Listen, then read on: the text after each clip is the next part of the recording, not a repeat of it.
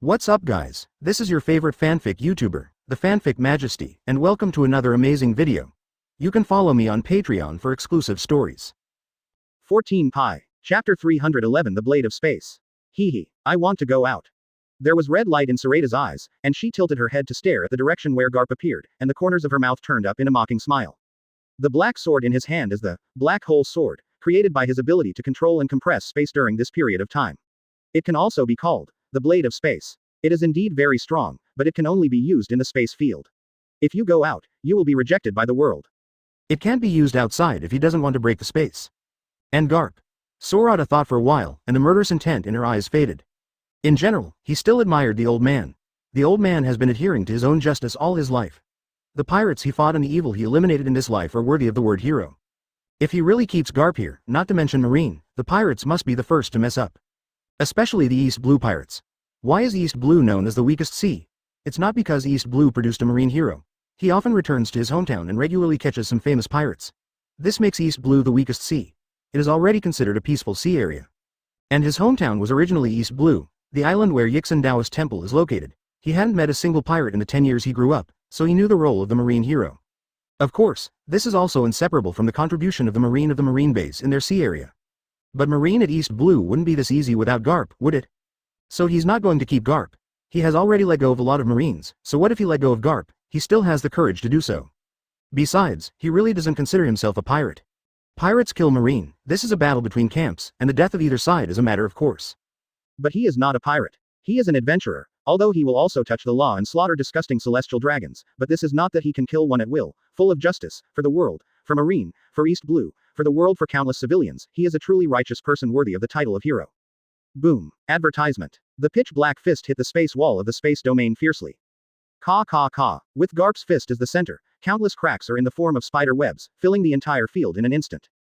The blades of Chushui and Zon Kong, which were supposed to touch Garp's back, were affected by this and stopped in place, and the invisible and intangible pressure pervading the blades disappeared instantly. Gone is the pressure on Garp. Is that really the case? Feeling the pressure on his body disappear, Garp stared at the space wall full of cracks in front of him, and once again exerted force with his right hand. With a click, the wall of the space was directly pierced. Zon Kong and Chu Shui only paused for a moment, and quickly landed on Garp's back. However, Garp didn't pay attention to Chu Shui and Zon Kong who fell on his back, because without the absolute power given to the blade by the space domain, the current blade has no threat to him at all. Instead, he used the power from the blade to rush forward, like smashing a mirror, breaking through the shackles of the space domain in an instant, and appearing in the outside world. And the field covering this area behind him, after his body rushed out, instantly shattered into countless pieces, and then disappeared. Haha, I said that the old man can't be defeated. Ace looked at the broken field in the distance, and the intact Garp, and said excitedly, that guy with silver hair is nothing more than that. Oh, is it so? There was a strange smile on the faces of Awa and the others, without even looking at Ace. No hurry, you will know soon. Ace figured it out quickly. The laughter stopped abruptly, and he looked at the distant battlefield in horror. I saw that Garp had just appeared outside, and the silver-haired figure appeared directly in front of Garp at some point. And that area that should have disappeared once again shrouded the battlefield, blocking their eyesight, and just like before, only part of the afterimage could be seen. Got it. Adao left the mouth with the cigarette in his right hand, turned his head to look at Ace who was standing there, and said with a chuckle, Sorata's space domain really can't trap Admiral, but his domain is endless. Even if your grandfather broke one layer of domain, there are more layers, countless layers. This is the reason why we thought Garp would lose when we saw Sorata use the domain. Now I understand. Advertisement. Ace didn't look back, staring at the battlefield in the distance, silent. If it is really what the guy next to him said, then the old man is really in trouble this time. He didn't know how much silver hair would take in the field, but from the fact that the old man tried his best to get out of the field, he knew that the old man might not feel comfortable in the field. It may be that he thinks that sooner or later he will lose in the field, so he rushed out of the field quickly. Having the same doubts as Ace, there is also Garp who is deeply trapped in the field. Hitting Zonkong and Chushui hard, Garp raised his head and looked at Sorata who was not far away from him, drinking wine leisurely, with an expression of watching a play, his eyes full of helplessness. After all, this thing is actually a black hole force formed by compressing space and collapsing space. Having said that, he paused slightly, and a slightly wild smile appeared on the corner of his mouth. As for me, I can regenerate a domain with a single thought, and these two knives don't take much physical effort from me. Don't look at the old man, is it really endless? Bang bang. You have to use a lot of force to get out. Gudu. In fact, the space blade wasn't created out of thin air, it took him a lot of effort to kill Garp. He believed it was enough, but since he didn't intend to kill Garp, he couldn't let the space blade continue to devour the space. Sorata raised her head and took a sip of the wine, sitting cross-legged in the void with ease, then breathed out a mouthful of alcohol, turned her head to see Garp's complicated eyes looking over, the corners of her mouth raised, and said with a chuckle, "Although my field can't trap you level person, but it is not something you can easily break out of." At the moment when they were watching, the domain shattered again, and Garp appeared outside again, but before Ace could be happy, just like Adao said, the domain once again enveloped Garp. "Even if you don't have to." Sorata turned his head and looked at the black sword suspended on his right, sealed in place by him, preventing it from swallowing the space, with a trace of seriousness in his eyes. That's why Garp felt that this thing was extremely dangerous. "But me, since this thing came out, it has been devouring space all the time. If he doesn't stop it and put it outside, this thing can swallow the entire Saboti archipelago in an instant.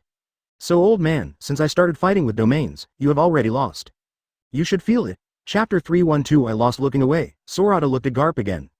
He didn't continue, trusting Garp to understand. In fact, after fighting for so long, he has already known Garp's armament hockey. In fact, he has not broken through the world's understanding of hockey, but it has only been condensed to the extreme.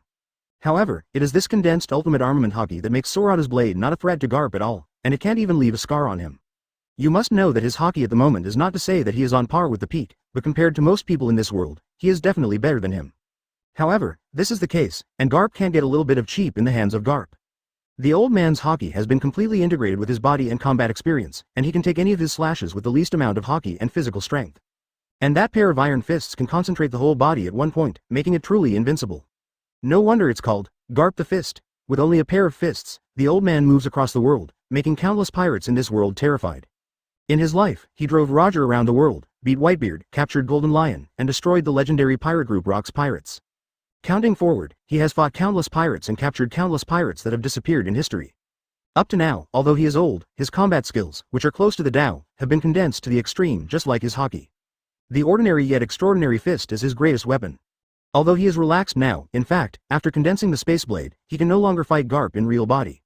After all, his physical strength has dropped a bit seriously.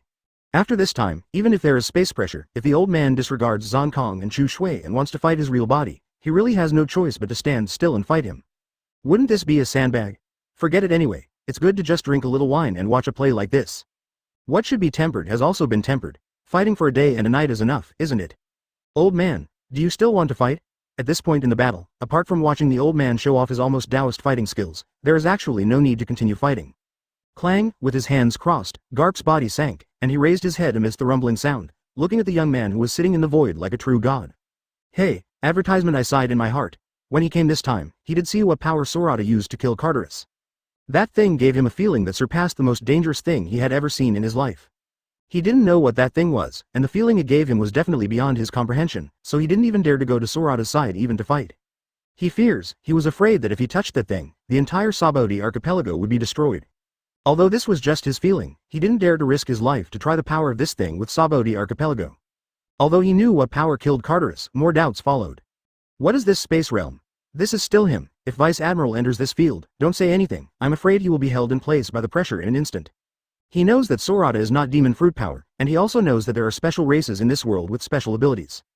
But he has never seen or heard of these heaven-defying abilities of this kid, and I believe that it is impossible to find them after searching through ancient history. There is also a special layer of space on the surface of the imp's body. What is that? After fighting for a day and a night, and it was still a high-intensity close combat, how could he fail to discover the special space covering the surface of the kid's body? You must know that after fighting for a day and a night, even for him, his clothes were all torn, but the kid seemed to be unscathed as if nothing had happened, which is a bit unbelievable. Is it also a space like this domain? Or is this kid's space domain an extension of the space that covers the surface of his body? He does not know. Not to mention, as expected of Garp, after fighting for so long, he guessed Sorata's ability to a great extent, and let him guess correctly. But he guessed it, and there was nothing he could do about it. He will never know how many domains Sorata has, and he will never know how huge the space on the surface of his body is. It is so huge that even if the world is destroyed, nothing will happen to him. He would never have imagined that the field that made him feel so stressed at the moment would be raised to a level where even Admiral would not be able to escape in the near future. In fact, Sorata has always relied on his space. When he first went to sea, the space field was not strong enough, and swordsmanship was his main means of fighting enemies, especially strong ones. But as his control over the domain gradually strengthened, his swordsmanship was actually a bit inferior to the domain. Advertisement. Although it is cool to fight with swordsmanship, close combat with the peak powerhouse can make his blood boil even more, but with the further strengthening of the field, in a short time, swordsmanship has actually become something that can be discarded for him. But swordsmanship is something he has practiced for more than 10 years. If he doesn't like it, it's impossible. If he doesn't like it, how can he practice swordsmanship to such a level? And he also promised Zoro to wait for him on the throne of the world's strongest swordsman.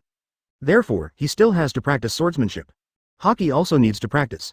With his endless body, maybe one day, he can make swordsmanship and Haki break through the pinnacle of this world and go to another destination that no one can reach. After that, swordsmanship and Haki may be able to keep up with the space and become another force for him to smash the real god of this world. Whizzing. Zan Kong and Shu Shui left Garp's arm, turned the tip of the knife, and slashed across the sky, returning to Sorata, hovering on his left. With the release of the arms, the pressure covering Garp's body also disappeared with the departure of the blade. Standing up, Garp put down his hands, raised his head to look at the boy, and opened his mouth with complicated eyes. I lost. Then turned around and walked out of the space domain. He knew what Sorata meant by asking this question, just wanted to hear him say that he lost. He wondered if the black long sword could really keep him? But since he could kill Carterus instantly, thinking about it, even if he couldn't kill him instantly, he could still be injured, or even lose his combat power directly. But the kid didn't make a move, but asked him if he still wanted to fight. Obviously the kid didn't want to keep him. Although with his physical strength, it is no problem to fight for a few more days, but since the kid doesn't want to fight, then let's not fight. He is not a stubborn person, and he does not necessarily want to arrest Yinfa. He thinks that he has figured out Yinfa's strength after this trip. That's it, it's good.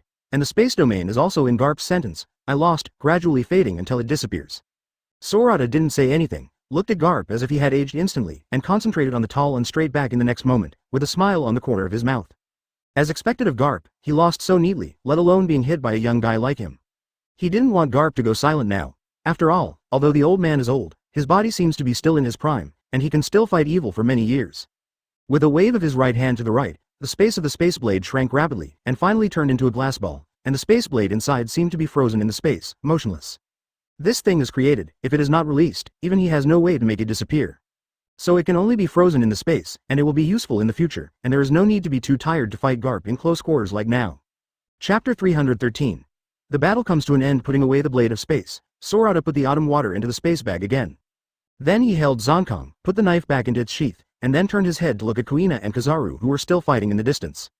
In fact, the reason why the battle ended so quickly was also due to Kuina. After all, Kuina was only 16 years old at this time, she was originally a girl, and her physical strength could not be comparable to that of a man. Even after getting the Thunder Fruit, she has been exercising with electric currents, but although this thing is strong, it will not be able to make her in a short period of time. His body was trained to become a monster physique. After fighting all day and all night, he could already feel Kuina's tiredness. After such a long time, the tempering is enough, and there is no point in continuing to fight. Sensing the disappearance of the space domain, the golden light and the blue light separated after the last collision. The golden light fell on Garp's side, and the blue light fell on Sorata's side. Looking at Kuina who came out of the thunder, Sorata stretched out his hands to straighten her hair sticking to her forehead, wiped off her forehead and the sweat on her face with her sleeve, and said softly, "You are tired." Good. Kuina took 2 breaths, suppressed her fast-beating heart, and her hot body gradually cooled down. She raised her head, met Sorata's blue pupils, and said excitedly, "Although this time is a bit tiring, the harvest is quite big, whether it is the color of armament, the color of knowledge, or the proficiency of fruits. I feel that the next time I fight Admiral, I can really reach that level and fight for a longer period of time." Yeah. Sorata nodded, a hint of doting flashed in her eyes, and said with a smile, "It's amazing." Haha. Kuina raised her head slightly, that is. Haha. Seeing Kuina's cute look, Sorata couldn't help laughing out loud, reached out and rubbed her hair, and the space domain activated, instantly lightening Kuina's body. The sweat-drenched clothes instantly became refreshed, causing her to squint her eyes comfortably. Okay, let's go too. Putting down his hands, Sorata stood up, pulled Kuina with his right hand, and walked towards the auction house. Because the ground is disabled, they are walking forward in the air. The dappled sunlight from Madara above their heads fell on their bodies, casting a layer of halo on their bodies. Not far behind are Garp, the shirtless hero, and Admiral Kizaru, carrying 2 people on their backs, heading out of Island 1. On the ground, there are ruins everywhere, and there are 2 huge craters that look like meteorite impacts. The 2 walked through the air, the man was handsome and mighty, the woman was beautiful and glamorous, in the eyes of everyone in the auction house in the distance, they looked like 2 gods who came from the broken world. For a moment, everyone was dumbfounded, ka. Firebird was stunned for a moment, then came back to his senses in an instant. After all, he is a popular reporter in a newspaper office, and he is also a master photographer. Such a scene must be the headlines of news that shocked the world. How could he miss it? Advertisement shocked. Huo Niao's face instantly flushed, and he quickly raised the camera in his hand to take a picture of this beautiful scene. The back is facing the direction of Sorata. After meeting up with Garp, Kizaru walked towards the outside of Island 1 in silence. When he was about to walk out of the pit formed by the battle, Kizaru finally couldn't help asking the question he had always wanted to know. "Vice Admiral Garp, how are you fighting in that weird space cover?" Garp didn't look back, and replied flatly, I lost. Defeated? Kizaru repeated the question in his heart, and his body paused slightly. Although Garp has been silent since his appearance, he knew that the battle situation might be bad. But when he actually heard Garp say, I lost, he was still a little shocked. Although he is Admiral, one of Marine's 3 great strengths, he knows in his heart that if anyone is to say who is the strongest in Marine, it must be the old man in front of him. He is not only a Marine hero, but also a true idol of many Marines, and he is also an enduring banner figure of Marines. Garp is undefeated without a rookie coming out to take the title from Garp. If he loses, then Marine loses. Kizaru looked at Garp's majestic back, with a heavy look in his eyes. But this is all for the future, and now he wants to know the real strength of the silver-haired kid. He clearly saw the battle ahead. Garp was fighting with his silver hair pressed down. But not long after the silver-haired kid used that weird space cover, Garp was actually defeated. Presumably, there must be something in the space cover that makes Garp have to admit defeat. Shaking his head, he quickly caught up with Garp, turned his head to Garp and asked, Vice Admiral Garp, can you tell me what happened in that space? That space? Garp turned his head to look at Kizaru, then looked away, and continued to walk forward. While walking, he said, that space is completely controlled by the silver-haired kid.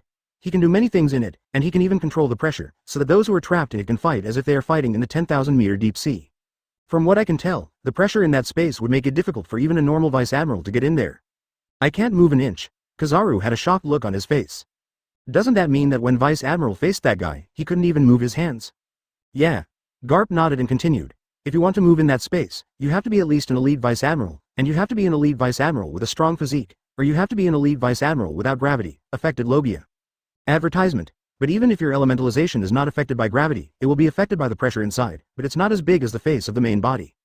As Garp said, he jumped and landed on the wall, and continued. If you want to leave that space, you must have at least our strength, and... I don't know if what the kid said is true. What?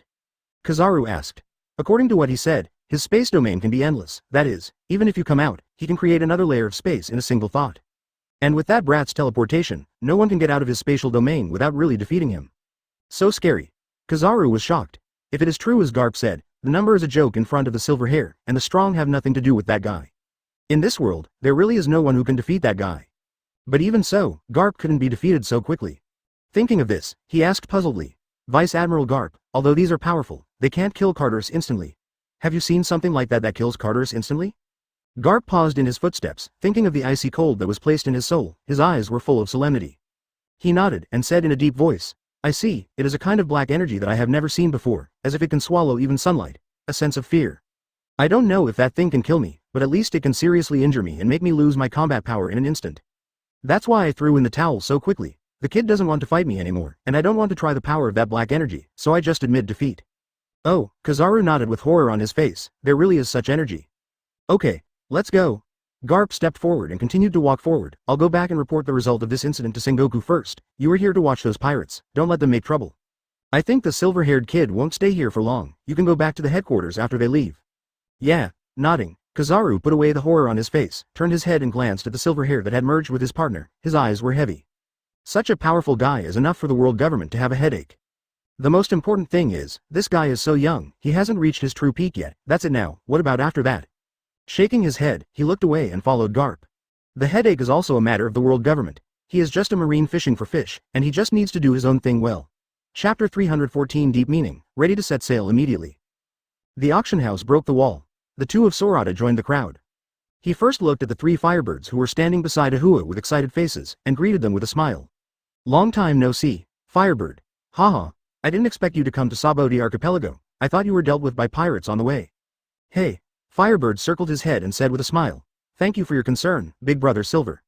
Since we parted ways with Big Brother on Carter Island, we knew our strength and couldn't pass through the capital of 7 waters, so we left to face each other. Let's talk about the safer #1 route, come to Saboti Archipelago and wait for the Big Brothers. Oh, Sorata nodded, a flash of understanding flashed in her eyes. From Carter Island to the capital of 7 waters, regardless of their route, they seem to be very relaxed. That is because of their strength. In fact, ordinary merchant ships seldom take this route. There are many pirates, the weather is violent, and the ship can be destroyed if you don't pay attention. The #1 route close to the calm belt is obviously the first choice for most merchant ships and people like Firebird. At least in terms of weather and marine forces, it is safer. Well, silver-haired man, can we film celestial dragons? They came here mainly to shoot celestial dragons. But now celestial dragons has ranked 2nd, and of course the first is the shocking battle between Sorata and Garp, Kizaru and Kuina. As if thinking of something, he continued to ask, by the way, Brother Silverhair, can I ask you a question? Just ask. Sorata nodded. Well, who will win, you or Vice Admiral Garp? Not only he wants to know, but everyone here wants to know. Sorata stared at the heavy burden of thirst for knowledge on his face, pondered for a moment, an inexplicable look flashed in his eyes. He laughed. It should be a tie. Although Garp conceded defeat, but in real terms, he didn't use the space blade, so it was really only a tie. Oh, a look of disappointment flashed across Firebird's face. Obviously, this was not what he wanted to hear the most. What he wanted to hear was Garp's defeat, because such news was more explosive. But being able to tie Garp is enough. After all, it is Garp, the hero Garp he grew up listening to legends from a young age. It doesn't matter whether he is undefeated. After all, the name Garp is no longer a simple name, but the flag of Marine. If he loses, something terrible will happen to the world. After all, in the perception of the world, Sorata is a pirate. Advertisement. Thinking of this, he looked at Sorata with a hint of deep meaning in his gaze, and he thought he might have guessed Sorata's deep meaning. After all, anyone with a discerning eye can see that since Sorata used the space domain, Garp has fallen into a disadvantage. This cannot be fool. Exhaling a breath, he cheered up and stood here for a day and a night. He was a little tired, but he was going to shoot celestial dragons in the ruins next. Thinking of this, he became excited again. The silver-haired brother, we're going to shoot first. Where can we find you later? Go to the rip-off bar on Island 13, but you have to hurry up. After we leave, Marine and the CP organization will come here soon.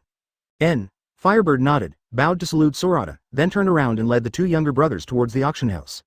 Hey, silver hair, are you really on par with the old man? Seeing that Sorata finished speaking, Ace asked first.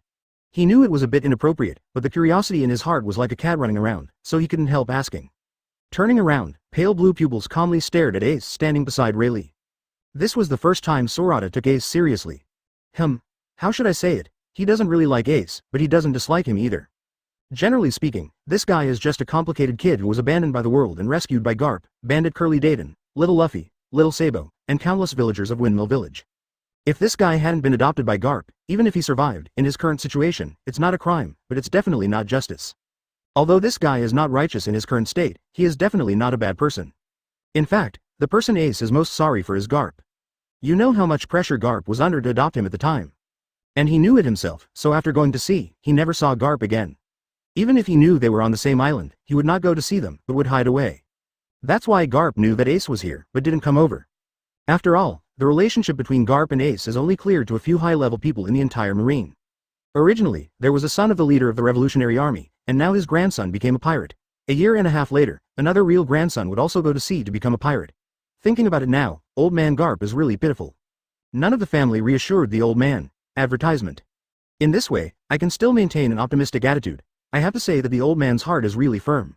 That's right, if you don't have a firm heart, you can't achieve what you are today. Shaking his head slightly, he didn't think about it anymore. Whether it was Ace or Garp, it had nothing to do with him. At most he just sighed. Looking at Ace, he chuckled and asked, what do you think? Ace. The person involved said it was a tie, and it was useless for him to ask more. Although he knew it might not be easy, but he was not familiar with Yinfa, so it was impossible for him to follow up. Forget it, the old man left anyway. After thinking about it, he put the matter aside, then said goodbye to Sorata and the others, turned around and walked away from the island quite freely.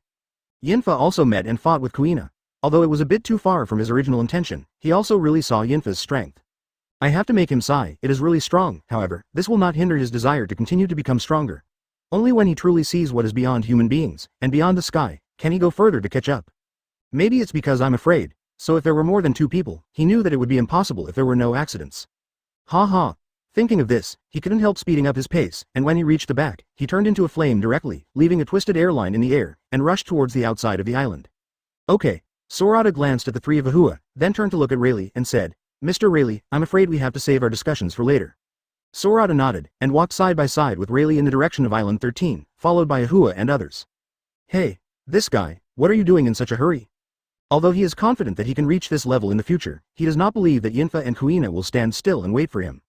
He is full of enthusiasm now, he wants to go back to the New World, to the chaotic sea area, to fight countless strong men, and he also wants to be the top strong man in the world.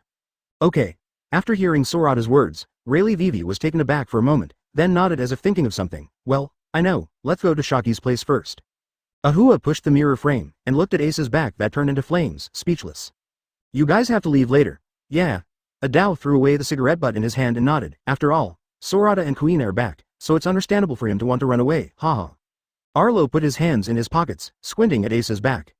Chapter 315 Separate. Why did Sorata say to leave immediately? In fact, you can know it if you think about it a little bit. Sorata killed the celestial dragons, defeated Admiral Kizaru, and the hero Garp. Although he said it was a tie, people with discerning eyes, at least those who have been paying attention to Rayleigh and others, still tend to lose Garp to Sorata.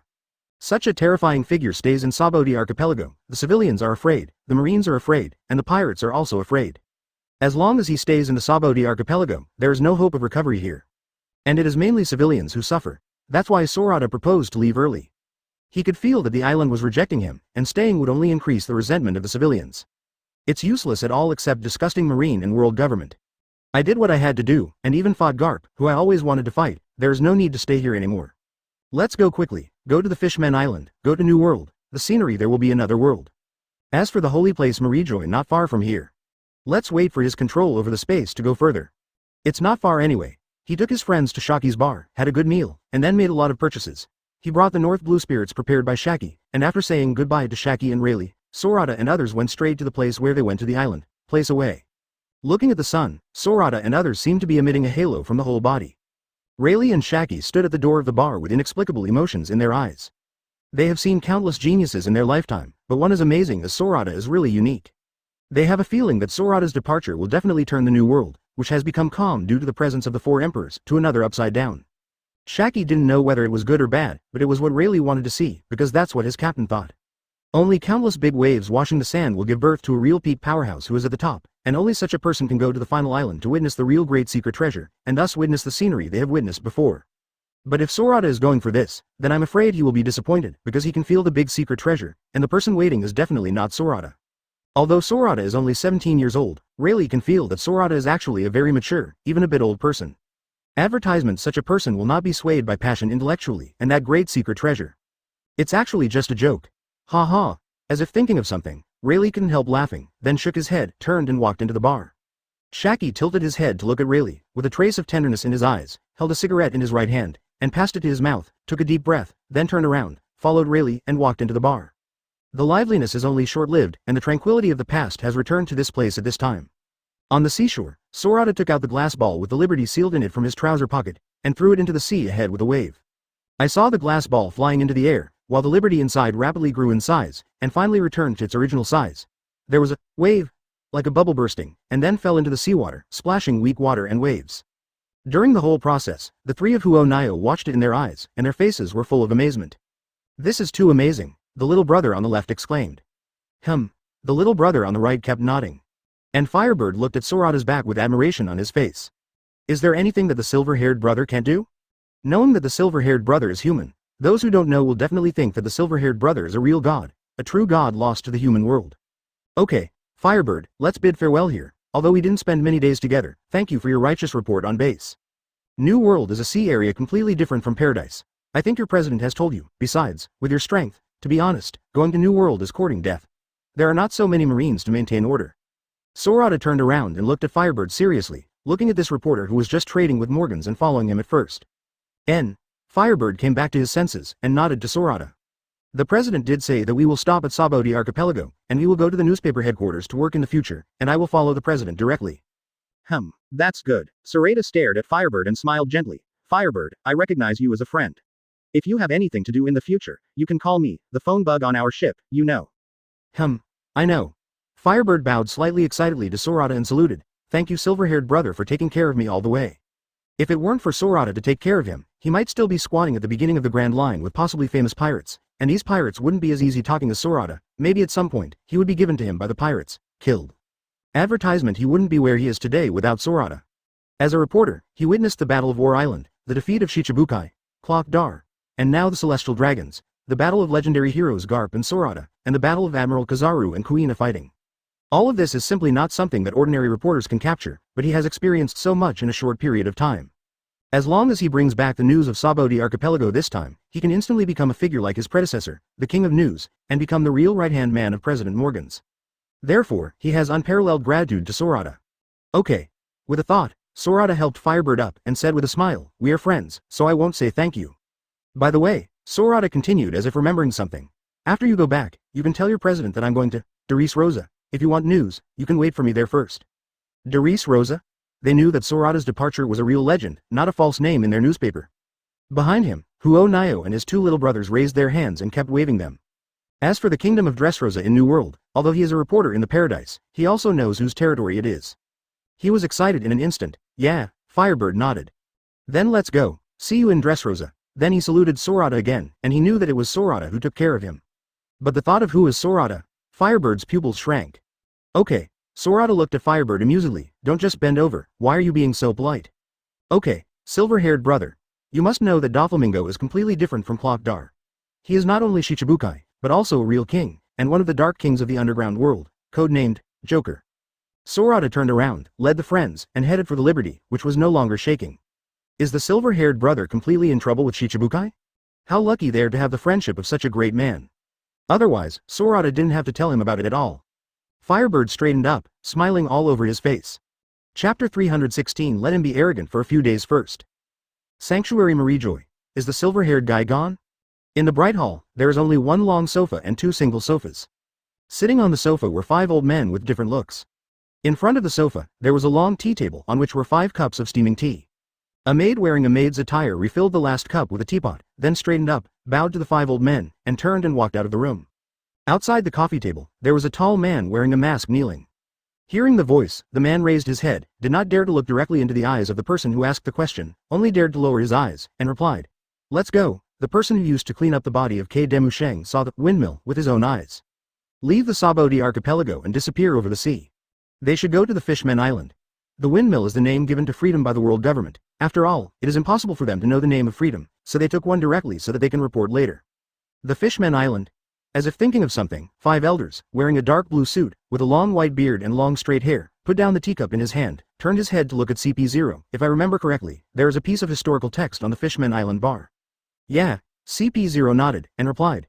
There is one. We went to see it a few years ago, but since no one understands the words on it, we don't know what it says on it. At this moment, 5 elders, wearing a black suit, with curly white hair, a fluffy white beard, a flat hat, and a scar on the left side of his face, said with a cane, if I remember correctly, O'Hara, the only survivor, the son of the devil, Nico Robin, is now on the silver-haired ship. Having said that, he frowned and said in a deep voice, with that woman around, it is not easy for silver-haired to know what is recorded in the historical text. His words made everyone in the room ponder. Forget it, if he knows it, anyway, they can't go far. Shaking his head, the curly-haired 5 elders put down his crutches, sandwiched them between his legs, picked up the teacup on the coffee table, took a sip, then turned his head to look at CP0, and said indifferently. Okay, go down. Always pay attention regarding the movement of the silver-haired gang. I want to know which island they will stop at first when they arrive in New World. Okay, Lord 5 elders. CP0 lowered his head, lying on the ground, and then took a few steps back, then straightened up, stood up, turned and left the room. Advertisement. After this, CP0 walked out of the room and closed the door. The 5 elders relaxed. Wearing a dark red suit, no bow tie, blonde hair, blonde beard, and a scar on his chest, the blonde 5 elders said fiercely, this time the world government is ashamed. Not only the celestial dragons are dead one. Even Garp and Kazaru used to have trouble with the silver-haired guys. Even if he had known for a long time, Marine couldn't do anything about the silver-haired gang. After they got the news of the death of celestial dragons, they didn't even send a strong person there, but only sent a few people from the CP organization to deal with it. But for a pirate, it was the first time for them to be so aggrieved, so there was a fire in their hearts. Okay, let him be arrogant first. He was wearing a white Taoist robe, bald, and wearing glasses. The only one of the 5 elders who doesn't wear a suit and grow a beard. Holding a samurai sword in his hand, the bald 5 elders, suspected to be a swordsman, calmly said, in paradise, it's not easy to do it in Sabodi archipelago, but when they arrive in New World, they won't have so many worries. Speaking of this, a monstrous murderous intent suddenly appeared on his body. This murderous intent was so strong that a red arc was even born out of thin air. Obviously the 5 elders are not ordinary people, and the other old men were not affected at all by the murderous intent and momentum erupting from the bald head. The murderous intent on the bald 5 elders came and went quickly. If it weren't for the cruelty and indifference left in his eyes, at first glance, he would really think he was an ordinary person. Holding the knife, he leaned on the single sofa and said cruelly, when we arrive in New World, no matter what island they go to, they and that island will disappear from history. It's not that they can't wait, but Lord I Am can't wait. For so long, they haven't sent Lord I Am the real coordinates. On the one hand, the silver-haired gang is too terrifying, and the people they send dare not approach at all. On the other hand, in the first half of the Grand Line, they really don't dare to do it easily. Sabodi archipelago, then there is no way to do it. It's too close to the Holy Land, and after all, it's the back garden of celestial dragons. If Sabodi archipelago is erased, celestial dragons will have a lot less fun, and they are the ones who are annoying in the end. Fortunately, that fellow Morgans was smarter this time. Wearing a dark green suit, bald, with 2 figure-8 beards, and a bald 5 elders with a birthmark on his forehead, He picked up the newspaper spread on the coffee table, stared at the content on it and said. Following his gaze, he saw that the newspaper published the news that Sorata killed celestial dragons in Sabodi Archipelago. Advertisement further down, there's the battle between Sorata and Garp, and the battle between Kizaru and Kuina. Due to the limited space, the battle between Kuina and Ace that Firebird filmed at the beginning, which could also make the front page news in the past, unexpectedly did not appear on the news. But what makes Five Elders satisfied is obviously not these, but in the news, the battle between Sorata and Garp ended in a tie. This is different from what they heard from Marine. They once thought that this incident might embarrass Marine and the world government and throw them into the abyss, but they didn't expect that in the end, the news would save them some face. It's still embarrassing though, after all the celestial dragons are dead and there's nothing they can do about the silver-haired gang. It would be even more embarrassing if it had to endure the storm of public opinion that Garp was defeated in the end. You must know that Garp is not a simple vice-admiral, he is the face of Marine, the hero of Marine, and the banner figure of their world domination. Countless people adore him and respect him. That's why they didn't do anything to Garp even though they knew Garp's son was the leader of the Revolutionary Army. On the one hand, Garp is really powerful and they need Garp's combat power. He is needed to help the world government stabilize the sea situation. On the other hand is Garp's title of hero. This title is not only a great honor, but also the belief of countless Marines. Without this title, the world government would not allow Garp to continue to hold a position of real power, even if it did not do anything to Garp. It is such a character, if he loses, he still loses to the pirates. If you think about it a little, you can know what kind of storm this will stir up among the pirates. Fortunately, Morgan's of the World Economic newspaper was finally smart for a while, and the report was not too ugly. That's fine, let Silverhair be arrogant for a few days first, and then make him disappear forever. Thinking of this, they completely relaxed. With Lord IM taking action, they were not worried at all that Silverhair would survive this time. Chapter 317 Influence. In fact, what they didn't know was that it wasn't Morgans who was smart, but Firebird who was smart enough to understand the deep meaning of Sorata, and that's why there was news of a tie. Although it is a tie, this news is definitely the biggest news in recent years. This made the muddy waters of the world feel like a nuclear bomb had been thrown into it, shocking the whole world. Seymour GG Village, Yixin Dojo. Boom, a few round-headed brats in loose exercise clothes suddenly pushed open the door to the backyard. He ran across the aisle and stood under a huge tree full of green leaves. They looked at the middle-aged man with squinting eyes drinking tea under the big tree, shook the paper in his hand, and shouted loudly, Master, Master, Brother Sorata and Sister Kuina are in the newspaper again. These little ghosts are another generation of students in Yixin Dojo. Sorata's generation has all graduated since Zoro left. And these little ghosts are basically people from this island. They grew up listening to the legends of Sorata and others. Many people saw them practicing on the beach and in the back mountain before they went to sea. Sword figure. So for the news in the newspaper, of course, I am very excited and even more adored. Koshiro put down his teacup, took the newspaper from a kid, opened it and read it. When he saw the death of celestial dragons at the beginning, his brows were obviously wrinkled, but when he saw the report of Sorata fighting Garp, Kuina and Kizaru fighting, his brows stretched instantly, the corners of his mouth curved upwards, and his face hung smiled. It's come to this point. Garp, the hero Garp, even he is a character who grew up listening to legends, and he is a real figure standing on the top of the world. Sorata can draw with him, that's really amazing. And Kuina, the newspaper I saw the last time was Alabasta, and it didn't take long. I didn't expect her strength to be able to fight with Admiral. It seems that Kuina has really grown a lot when going to sea with Sorata. Now he has completely surpassed him, surpassed his father who used to put a lot of pressure on Kuina. Thinking of this, there was distress and pity in his eyes, and of course, there was more relief and pride in his eyes. Daughter and apprentice, or half-son, are all so powerful. As a father, as a master, how can he not be proud? It's like a father who hopes his son will become a dragon. When the son really becomes a dragon, the pride can be felt by everyone. The little ghosts couldn't feel Koshiro's pride. Seeing Koshiro put down the newspaper, they quickly chirped and asked loudly. Advertisement, Master, Master, the newspaper said that Brother Sorata and Sister Kuina are pirates. Can you tell us what a pirate is? They live in the peaceful Seymour GG village, and they have never been out to sea.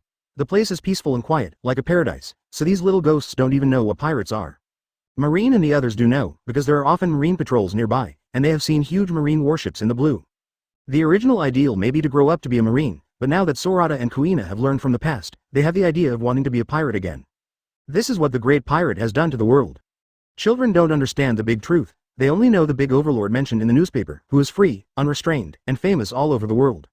Those who have never experienced the evil of pirates, their first thought when they see such a newspaper is actually worship, which will lead more people to go to sea. Some people may not do evil at the beginning, but human nature is the most untestable thing. After going to sea for a long time and experiencing a lot, the evil side of human nature will be stimulated. Without the guidance of others, the relationship between them will go dark.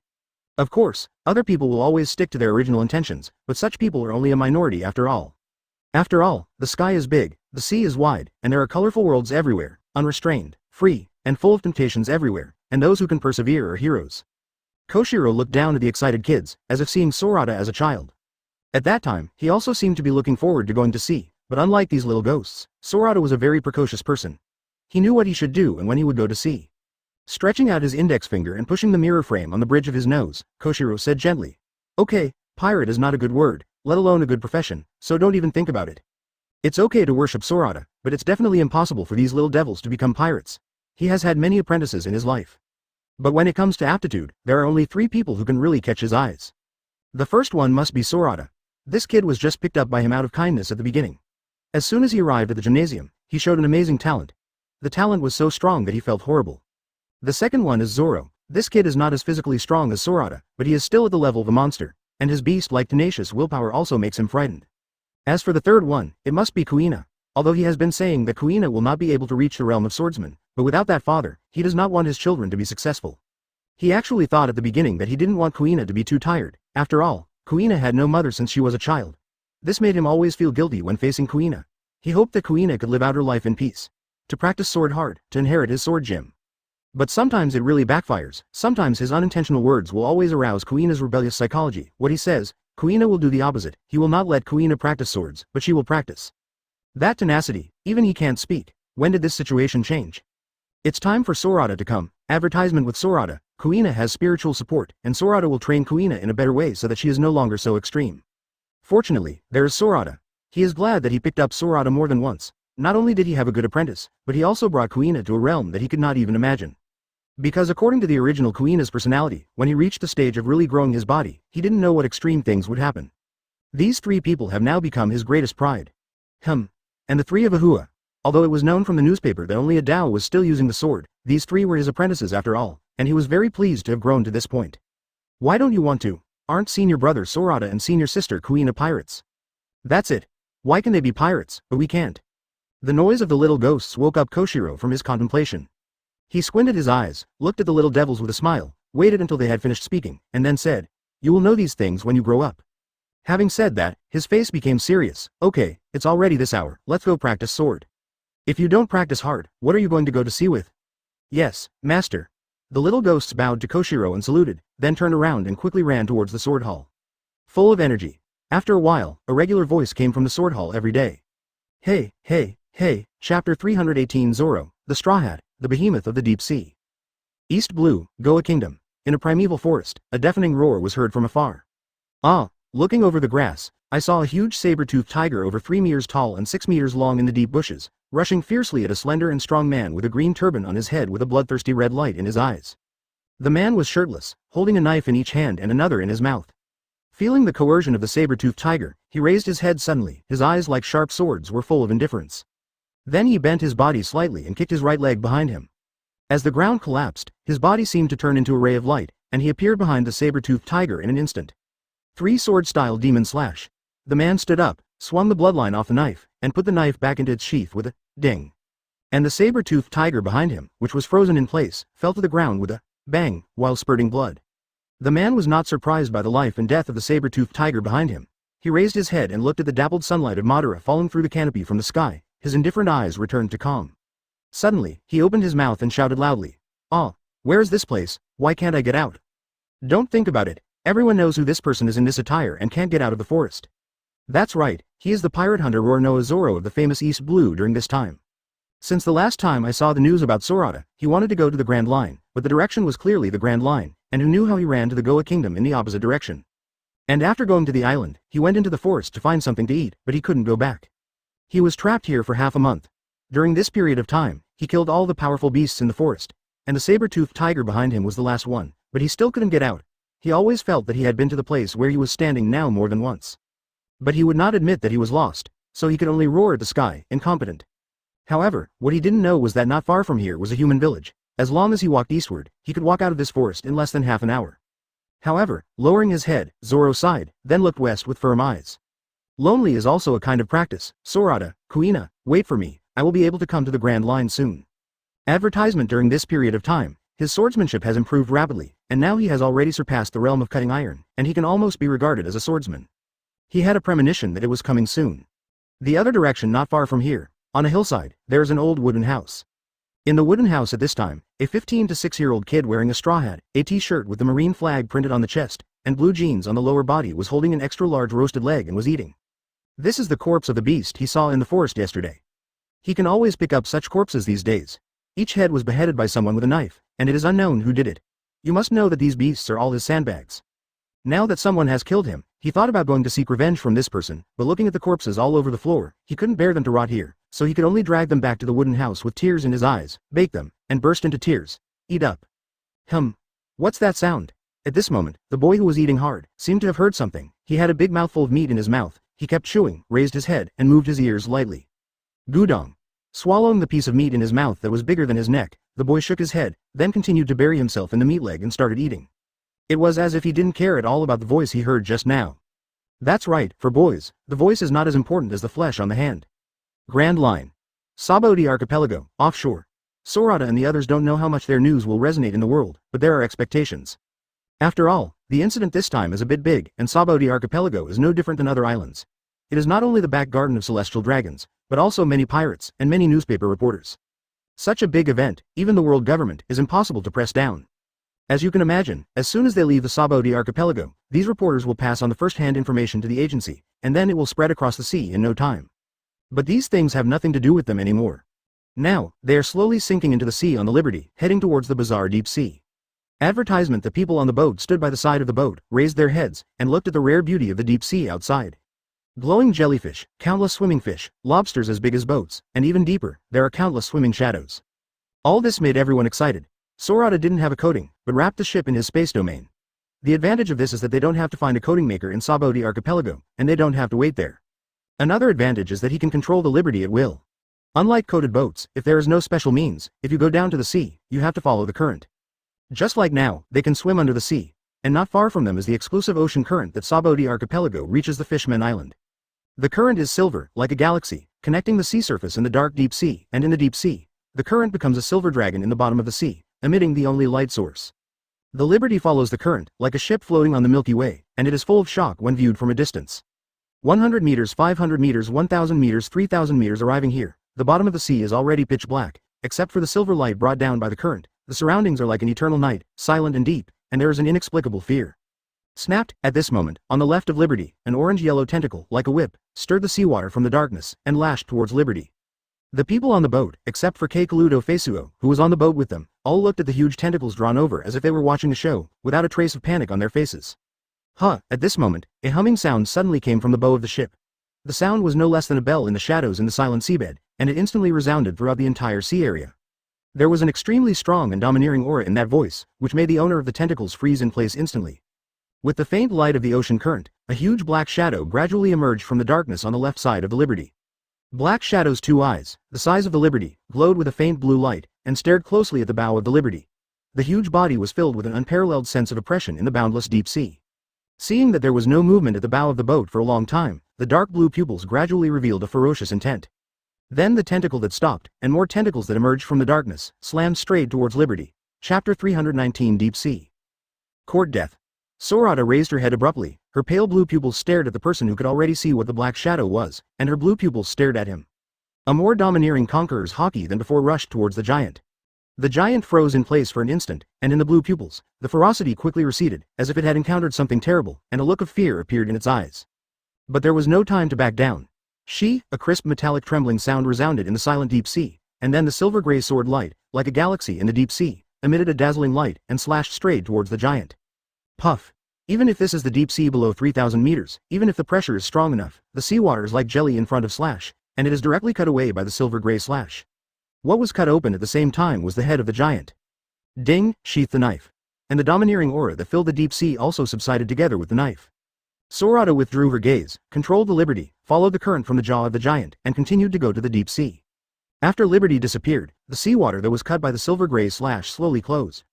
The giant beast's body was divided into two under the fluctuation of the seawater, and the blood soon stained the sea area red. It looked like a red mist rising from the sea. More black shadows, like fish-smelling blood, came from all directions, like a washing machine, turning the entire deep sea upside down. Feeling the movement above, everyone raised their heads to look upwards, but because the visibility was too low, they could only feel black shadows, and they couldn't see what it was at all. Liberty continues down. 4,000 meters, 5,000 meters. When we arrived here, the surroundings were completely dark, only some small fish, like fireflies in the dark night, emitting a faint blue light, illuminating the small surrounding sea area. But there are a lot of these small fish, just like the stars in the night sky, twinkling and twinkling, making this quiet deep sea full of dreamy colors. Follow the current and move on.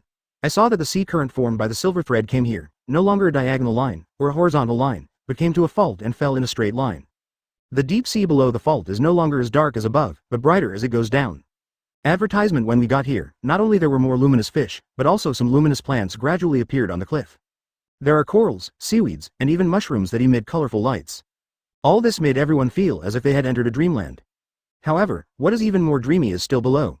At 8,000 meters below the deep sea, everyone can already see that there is like a small sun under the deep sea, dispelling the darkness. Countless fish that people have never heard of or seen are surrounded by the small sun. Stop swimming. Wow! Dragon Palace, this is too amazing. Ah Wah lay on the side of the boat, lowered his head, and looked at the little sun that was getting closer and closer below. He was full of excitement, just like a child. No, they are really just brats now. Beside him, a Dao and a Luo were also lying on the side of the boat, looking down. When they got here, everyone knew that the huge luminous body was the destination of their trip. In fact, after coming down from the fault, they did not continue to follow the current, but sank directly towards the light source, so they were much faster than the Straw Hat crew in the original book. However, compared to the relaxation of his partners, Sorata sitting on the bow did not look down, but stared at the deep sea ahead. He could feel that there were several super existences there that were completely unmatched by ordinary sea kings. What was conveyed, if there was nothing, was an unparalleled sense of oppression, which even made him feel frightened. These guys are super giant sea kings. There are quite a few sea kings he killed, but they are basically small, and medium-sized ones are rarely seen, let alone super large ones. Sorata pinched her chin with her hand, rubbing the stubble growing on her chin with her thumb, her eyes pensive. Come here, have you already felt Shirahoshi's presence? As far as he knew, these guys had great intelligence. After all, the age of these guys is beyond consideration. Although I didn't feel how big and powerful the sea kings are, their length is definitely more than 5,000 meters. Can feel the existence of Shirahoshi, and come here, it must be in sea kings, they are all king-like monsters. Although he wasn't afraid of such an existence, he didn't want to provoke it either. These guys really have the ability to destroy the world. As long as they live in this world, there is no one who is not afraid of these guys, even the world government. Because this world can basically be regarded as an ocean world. And Haiyang is the home of these guys. If you fight in their home, you will definitely not be able to please them. Forget it, these guys have nothing to do with me. Advertisement. Sorata put down her hand, took the wine gourd on the side, raised her head and took a sip, and looked down at the Fishmen Island that was approaching. It is amazing to say that although the Fishmen Island is called the Fishmen Island, the ruling class is all mermaids. Presumably, the IQ of mermaids is higher than that of murlocs. After all, one is a fish and the other is a human. Ha ha. This is all his imagination. Standing up, Sorata took a step to hover outside the bow of the Liberty, stretched out her foot and stepped down. Boom. A light foot, as if stepping on a drum, made a loud sound similar to the sound of a drum. At this foot, Liberty changed from its previous slow downward movement, and instead fell rapidly downward as if it was really in midair. However, no matter how fast it is outside, the people on the Liberty seem to have no feeling at all. They are already standing by the side of the ship easily, but they are getting closer and closer, and they can vaguely see the dreamy building inside the cover through the transparent cover, just more excited. 9,000 meters. 9,500 meters. 9,900 meters. 10,000 meters. Suddenly, everyone's eyes brightened. Liberty landed in a huge space. In fact, the Fishmen Island is at the bottom of the red line. There is a passage here that leads to New World on the other side. And here, you can already see the whole picture of the Fishmen Island. It is indeed one of the most beautiful islands in the world of One Piece. The beauty here can be completely compared with Sky Island, and to some extent, it is more beautiful than Sorata. I saw that the outside of the Fishmen Island was covered with a huge double-layer semicircular bubble film shield. As for the light source here, Sorata raised her head and stared at the top of her head, a trace of curiosity flashed in her pale blue pupils. He could feel that this was indeed sunshine. It's amazing. There are really trees that can transmit sunlight to the deep sea. Chapter 320. The Fishmen Island. The boat is coming again. Inside the shield, two murlocs in armor and red lobster heads held long guns, raised their heads, and looked at the rapidly falling Liberty. The windmill at the bow. The murloc on the left rubbed his chin, thinking for a while. What's wrong? The murloc on the right looked back at his companion. I seem to have seen this windmill-headed ship before. Have you seen it? The murloc on the right raised his head again, looked at the Liberty, looked, his body actually shook violently. And the murloc on the left also seemed to remember who this ship was. With trembling hands, he took out a crumpled piece of paper from his trouser pocket, and quickly unfolded it. When he saw that the windmill he saw was really on the paper, he trembled, raised his head, and looked at the Liberty that he could see clearly. When he saw the silver-haired figure floating on the bow of the Liberty, his brain suddenly buzzed, as if it was about to explode. The pupils contracted to a point, and then quickly looked away, not daring to look at the silver-haired figure. With a jerk, he dropped the spear in his hand, and shouted to another Murloc. Coyato, Corrado, Corrado. It wasn't until he yelled 3 times that the other Murloc came back to his senses. He hurriedly lowered his head, looked at the yelling Murloc, and replied tremblingly, What should I do? The silver-hair pirates are here. Apparently, the Murloc on the left who took out the reward order for Sorata was calmer than the Murloc on the right. He suppressed the constant fear in his heart and said loudly to Corrado. You wait here first, the one who can rule the palace guard. I'll go to Murloc Street and report to Boss Jinbei. Okay, go there quickly, they'll be here soon, okay. The Murloc on the left nodded, turned around and took out a coral from his trouser pocket, held it in his mouth, and blew a bubble vigorously. Then he rushed into Bubble without hesitation, and then Bubble flew straight towards Murloc Street not far from here. Obviously, Bubble is much faster than simply running over. Looking at the back of the Murloc leaving on the left, Cordora quickly took out a small phone bug from his arms and dialed the number of the palace. When the phone was connected, he briefly said what was going on here, and then hung up the phone. Then he held the spear tightly with both hands, turned around, and faced outside the cover. The whole person stood upright, full of seriousness. Advertisement in any case, he is the guard of the Fishmen Island, the guard guarding the entrance and exit. Although the strength is not very strong, but this psychological quality is still there. After experiencing the initial panic, he knew that Brother Jinbei and those Dragon Palace guards would come over soon, so his confidence was enough and his mood improved a lot.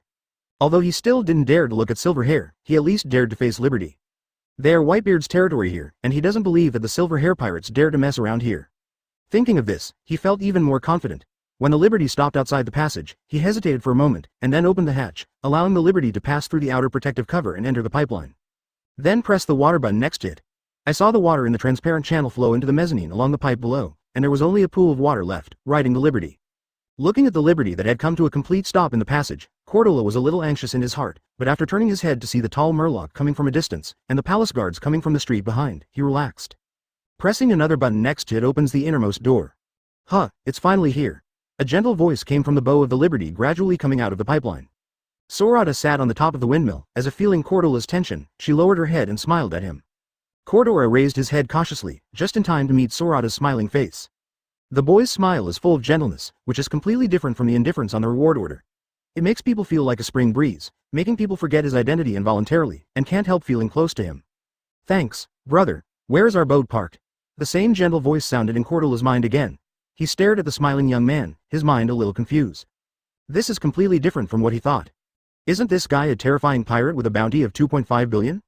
Such a big man would be as polite as him as a gatekeeper, and he didn't look vicious at all, but full of gentleness. What's the matter, brother? Snapped. At this moment, a pair of slender and white hands patted Cordora's shoulders, causing his body to tremble involuntarily. Wake up, fully woke up from the boy's smile. Advertisement. Although he didn't know when the boy appeared beside him, and he couldn't feel any aura from him, Cordola didn't dare to move. Well, it seems that you know me. Sorata looked at Cordola quite bored, shook his head, withdrew his hand, turned around, and personally commanded a dhow to drive the boat into the harbor ahead and stop outside a port. In fact, after passing the passage, there's a moat-like river outside. Dozens of boats are sparsely parked on the river. Most of them are ordinary boats, which should be the boats of residents on the island. There are no other pirate ships here, because the people of the Fishmen Island hate pirates. So it is basically impossible to let pirates in, and many human traffickers and pirates, if they want to come in, they pretend to be merchant ships, and they have to go through layers of scrutiny. But for the strong, they can also rush in directly from the upper cover. Those covers are actually air bubbles, and hard objects can easily squeeze in, but there is also the danger of ship damage and death, because the air cover here has 2 layers. And the mezzanine is completely empty, and if you can't rush to the second floor quickly, you have to fall from the air, fall into the rapid current under the mezzanine, be rushed out of the cover, and then the ship crashes and people die. This is also the defense method of the Fishmen Island. I don't know if the Fishmen Island is formed naturally or man-made, it's amazing anyway. But it's not without pirate ships. Wait for the boat to stop. Sorata saw a one-person boat parked on a pier in the distance, and behind the buttocks of the boat, there was a smoke hole, which seemed to be a specially designed boat for a certain ability. Others may not recognize this boat, but Sorata knows who it is at a glance. Although it is a little different from the image and the impression, it is basically the same. Especially the smoke rush behind the A**. That guy hasn't returned yet. Ace went a few hours ahead of them. If that guy didn't stay here, he should have returned to New World by now. Okay. Say Sao Sao, and Sao Sao will arrive. As soon as I took my partners and set foot on the pier, a large number of soldiers came from the street. On the other street, a large number of Murlocs walked. Advertisement Chapter 321 Seaman Jinbei Sorata didn't look at the palace guards approaching ahead. Instead, he turned his head to look at the Murlocs coming from another street and Ace. At this time, Ace was coming here with a fat blue man in a bathrobe. Behind them, There was a lobster murloc with a spear floating in his hand. At first glance, it was the same murloc as the goalkeeper just now. Just Jinbei coming alone. Sorata stared at Jinbei with an inexplicable look in her eyes. If he remembered correctly, after the Sun Pirates disbanded, there seemed to be only 2 members of the Sun Pirates left on the Fishman Island. One is Jinbei, and the other is the ship doctor of the Sun Pirates, and later the 3rd captain of the Sun Pirates, Aladdin. He forgot what kind of murloc this guy is. He remembered that Aladdin was the son-in-law of the Charlotte family. He joined the Big O Pirates together with Jinbei, and later quit together. Actually saw Jinbei come here. He thought people from the new Murloc Pirates would come too. He especially hates the Murlocs of the new Murloc Pirates, which is due to the plot of the original book, and also due to the bad character of those guys.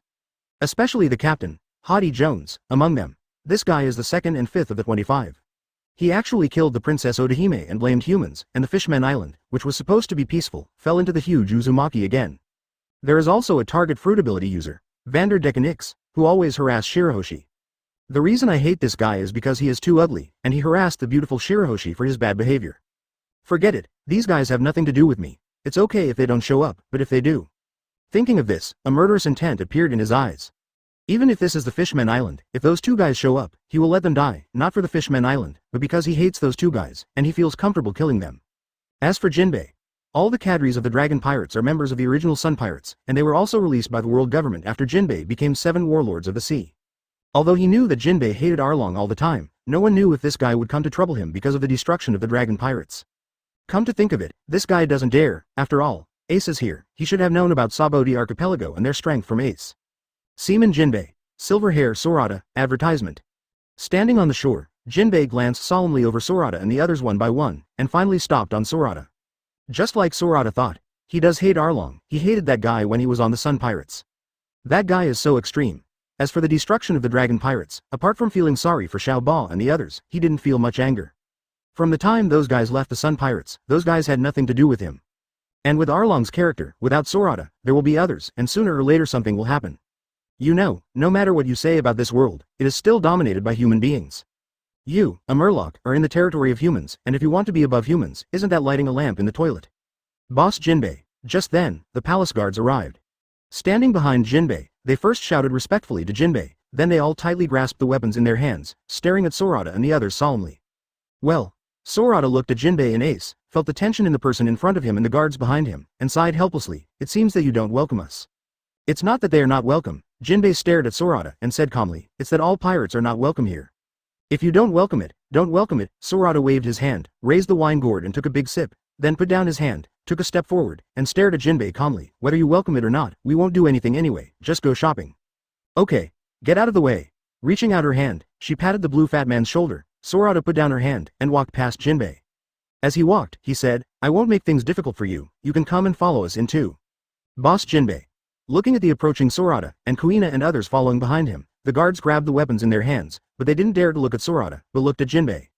Jinbei turned around and looked at the backs of Sorata and the others, thought for a while, and said, get out of the way, with me here, nothing will happen.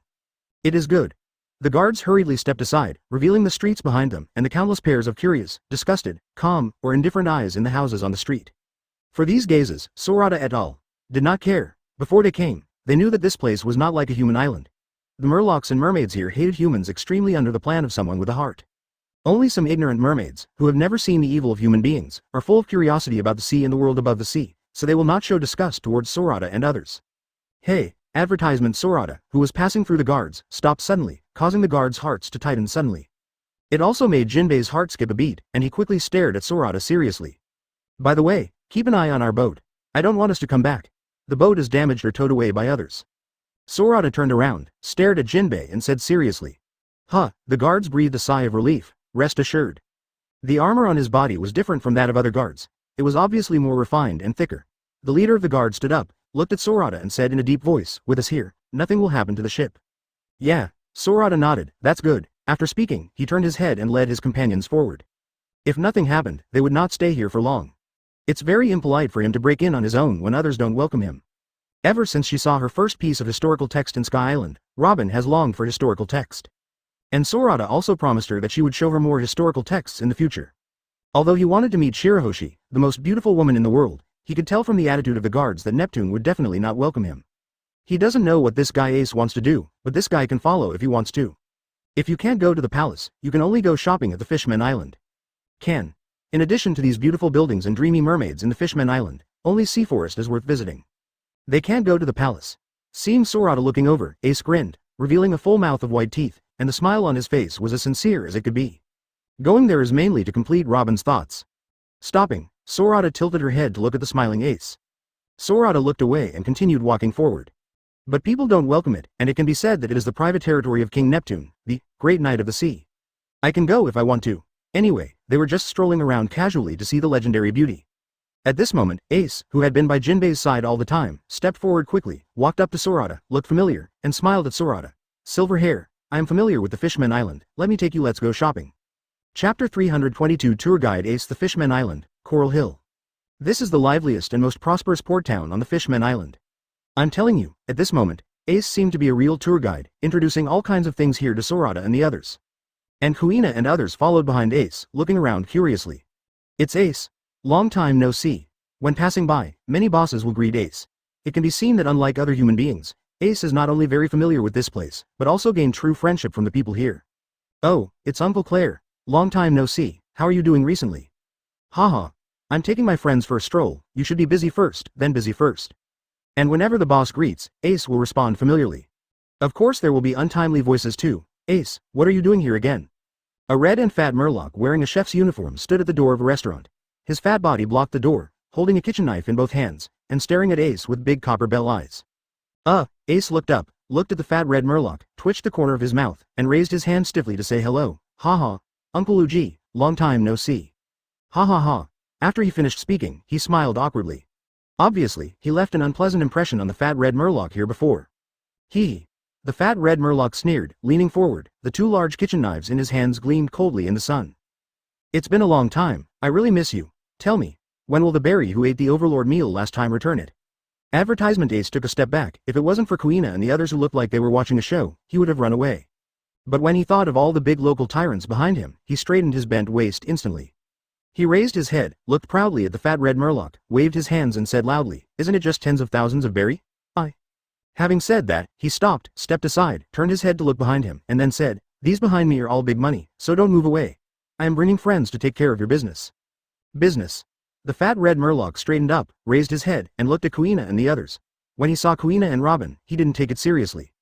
Isn't it just a few brats? How much money can you have? But when he glanced at the three of Ahua, his eyes stopped. Because although the three of Ahua are also lil ghosts, they wear sparkling gold rings on their hands, and on the top of those rings, there are gemstones shining with dreamy halos. Rich people, big customers, fat sheep. The serious face changed in an instant, and even the straight waist was bent down. He reluctantly withdrew his gaze from the hands of the three of Ahua, the corners of his mouth curved upwards, and a sincere smile appeared on his face. Then he moved his body aside, inserted the kitchen knife in his hands back into the knife on his waist, rubbed his hands together and said with a smile. Guests, please come inside, our Red Fatty restaurant is the most famous restaurant on the Fishman Island, and I. Speaking of this, he raised his head slightly and said proudly, and I am the best chef on the Fishman Island. You have come to the right place when you come here. I have the most delicious dishes on the whole of Fishman Island. Whatever you want to eat, I can cook for you, and the ingredients must satisfy you. Kuina and the others looked at Lu Ji, the fat man, and then at Ace, with suspicion in their eyes.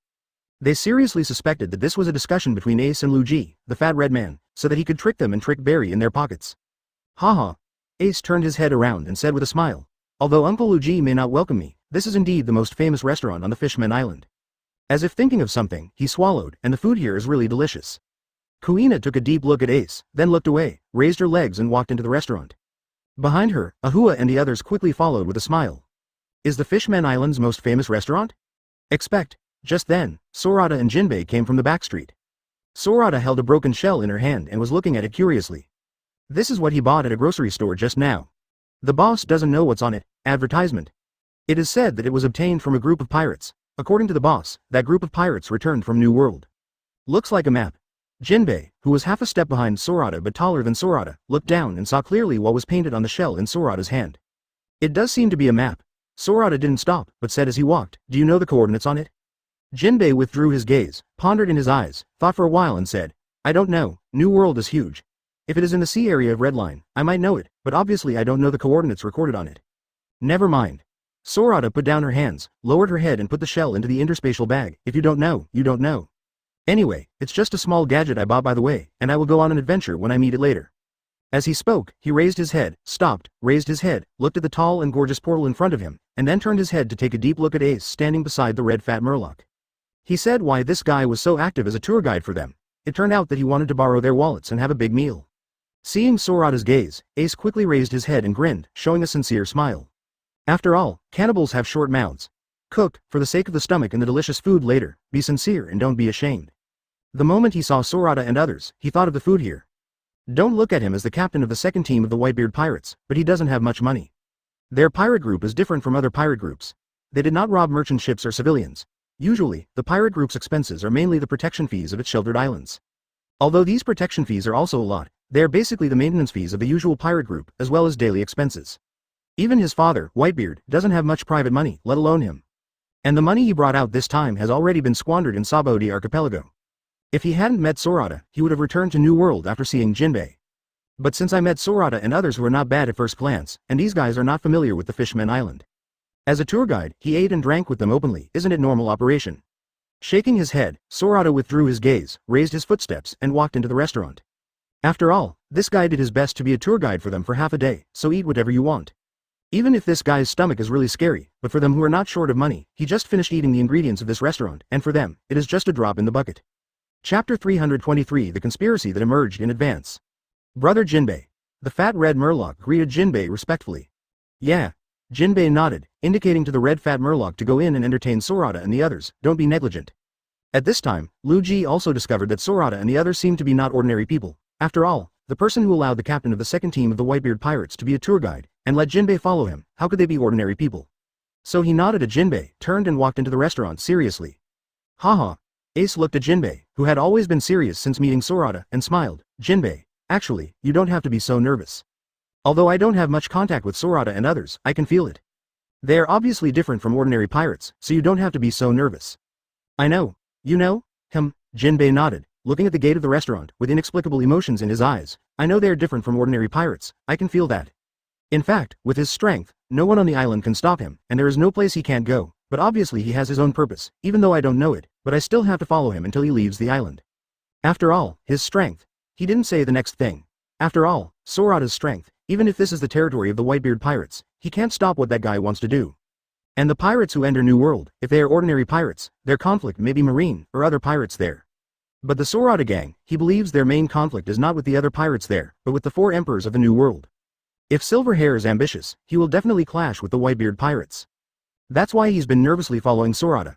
Of course, there is another reason, that is, Neptune does not welcome the Silverhaired gang, and he has to prevent the Silverhaired gang from going to Dragon Palace. Although he couldn't stop him, it was better to follow than not to follow. Okay, don't think about these things. Ace took a step forward, put his hand on Jinbei's shoulder, and then pulled him towards the restaurant's gate. Someone treats guests to dinner, our main task now is to have a good meal. Thinking of the delicious dishes made by Lu Ji, he couldn't help the saliva from his mouth. Advertisement swallowing, he held Jinbei's hand even harder, and his steps became faster. Jinbei turned his head to look at Ace, shook his head helplessly, relaxed his body, and followed Ace into the restaurant's gate. Ha ha ha ha. This is the ship of that group of humans. The Fishman Island, at the pier. A group of Murlocs, led by a gray great white shark man with curly hair, wearing a flat hat with a trident pattern on his head, a wolfskin scarf around his neck, and a large tattoo on his left arm, came down here. They didn't care about the guards surrounding the Liberty. They raised their heads and looked at the huge Liberty with madness in their eyes. Haughty Jones, what are you doing here? The leader of the guards looked at the leading Murloc, holding the spear tightly in both hands, stepped forward, pointed at Haughty Jones and yelled loudly. Although they are both Murlocs, these guards don't like the same kind of Murlocs in Murloc Street. On the contrary, they even loathe the Murlocs in front of them. And also, as he spoke, he raised his spear, aimed it at another Murloc who was walking with Haughty Jones, and shouted loudly. Vanderdak and Ix, how dare you appear on the Fishman Island? You the guy who won't be planning something with Haughty Jones' new Murloc pirates. As he said that, he looked behind Haughty Jones and looked at all the members of the new Murloc pirates, with cold sweat gradually streaming down his face. These guys came here together. If only Haughty Jones was the only one, he wouldn't be nervous. After all, this guy was also the guard of the palace before. But Van der Dyck and Ix is different. This guy is the current captain of the Flag Dutchen, a pervert among perverts, who has been using fruit abilities to harass Her Royal Highness since Princess Shirahoshi touched Her Royal Highness when she was 6 years old. As a result, Princess Shirahoshi had to hide in the hard shell tower since then, and never appeared outside again. And this guy is also wanted by the Fishman Island. Is this fellow trying to do something bad for the palace now with Haughty Jones? Hey ho ho ho. wearing a top hat, curled hair and a beard, with multiple necklaces on his body, a yellow cloak behind him, and four-legged Vanderdyke X, who looked like a mouse, looked nervously at looking at their guards carefully. They laughed. "Why are you so nervous? Advertisement, hey ho ho ho. We came here just to see the ship of the great pirate with a reward of 2.5 billion. After talking about Vanderdyke and Ix, he ignored the leader of the guards, raised his head, and looked at the Liberty, his eyes glistening. When he heard the silver-haired gang was coming to the Fishman Island, he and Jody Jones would join up, and they both thought it was an opportunity. And afterwards, he is not afraid of these pirates, he has a secret weapon, and if he kills these pirates, he will be the hero of the Fishman Island. This opportunity is not easy to find, but looking at the meaning of Jody Jones and others now, it is obvious that they want to destroy the Liberty, or drag the Liberty away. Then with a flash of murderous intent, he raised his hand and waved at the guards, down with them and drag this ship back. The pirate with a bounty of 2.5 billion won't be torn apart by the Murlocs in an instant, just enough to satisfy his request to create chaos. He had waited so long since Odahime's death, and although Murloc Street still listened to Jinbei, the Murlocs there, under his secret control, hated humans more and more.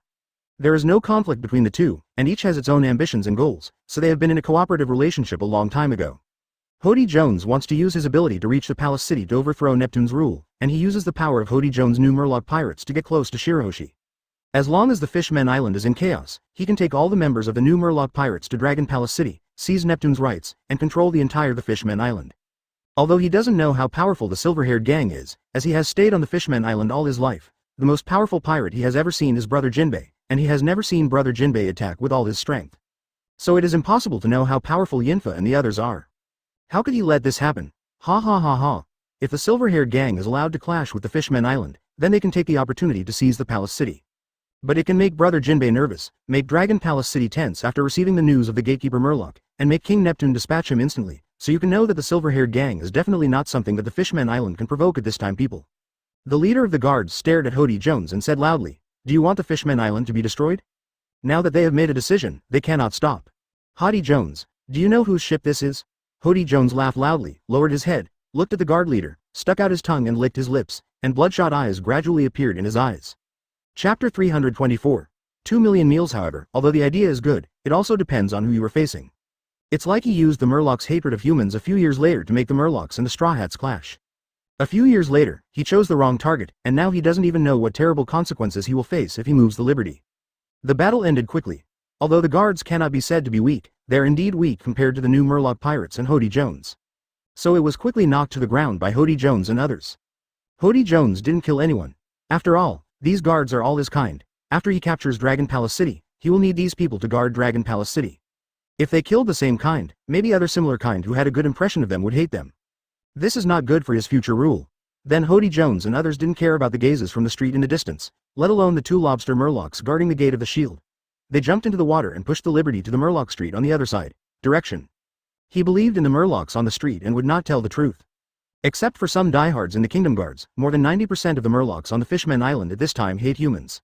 They can't wait for the new Murloc pirates to conflict with this group of humans. Some Murlocs even ran over from the street to help Jody Jones and others push the Liberty together, and some Murlocs picked up the rope, quickly tied up the guards on the ground, and followed Jody Jones together wait for people to return to Murloc Street. Quick, Cordola, rule the palace. At the gate of the shield, the lobster Murloc with a spear in his hand anxiously watched the Liberty receding in the distance, and said loudly to Cordora. Notice, Cordora walked behind his companion, stared at his back, with an inexplicable emotion flashing in his eyes, and said jokingly, "Why do you want to notify? What's the matter with you, Cordora?" The companion turned his head to look at Cordola. When he saw the teasing in Cordola's eyes, he seemed to understand something, and stared at Cordola with disbelief. "It was you who informed Jody Jones. You are a member of the new Murloc pirates." "Yeah," Cordora nodded and admitted without hesitation. Then he pointed his spear against his companion's waist and said excitedly, "Let's go. Let's go to Murloc Street together. Brother Jody's plan is about to start. I'm really looking forward to it." "Plan? What plan?" Advertisement. The companion stared at Cordora, and asked in a deep voice. "Do you know what you are doing? That is a big pirate with a reward of 2.5 billion, which is the highest reward in the world except New World 4 emperors. Pirates, let's provoke them. Have you thought about the consequences?"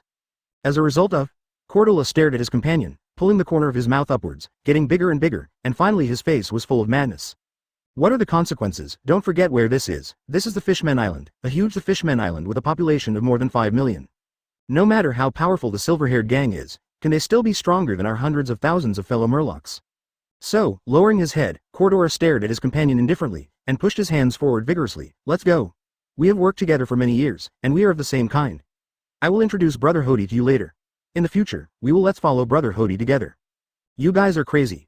The companion stared at the completely changed Cordora, turned around helplessly, and walked towards Murloc Street.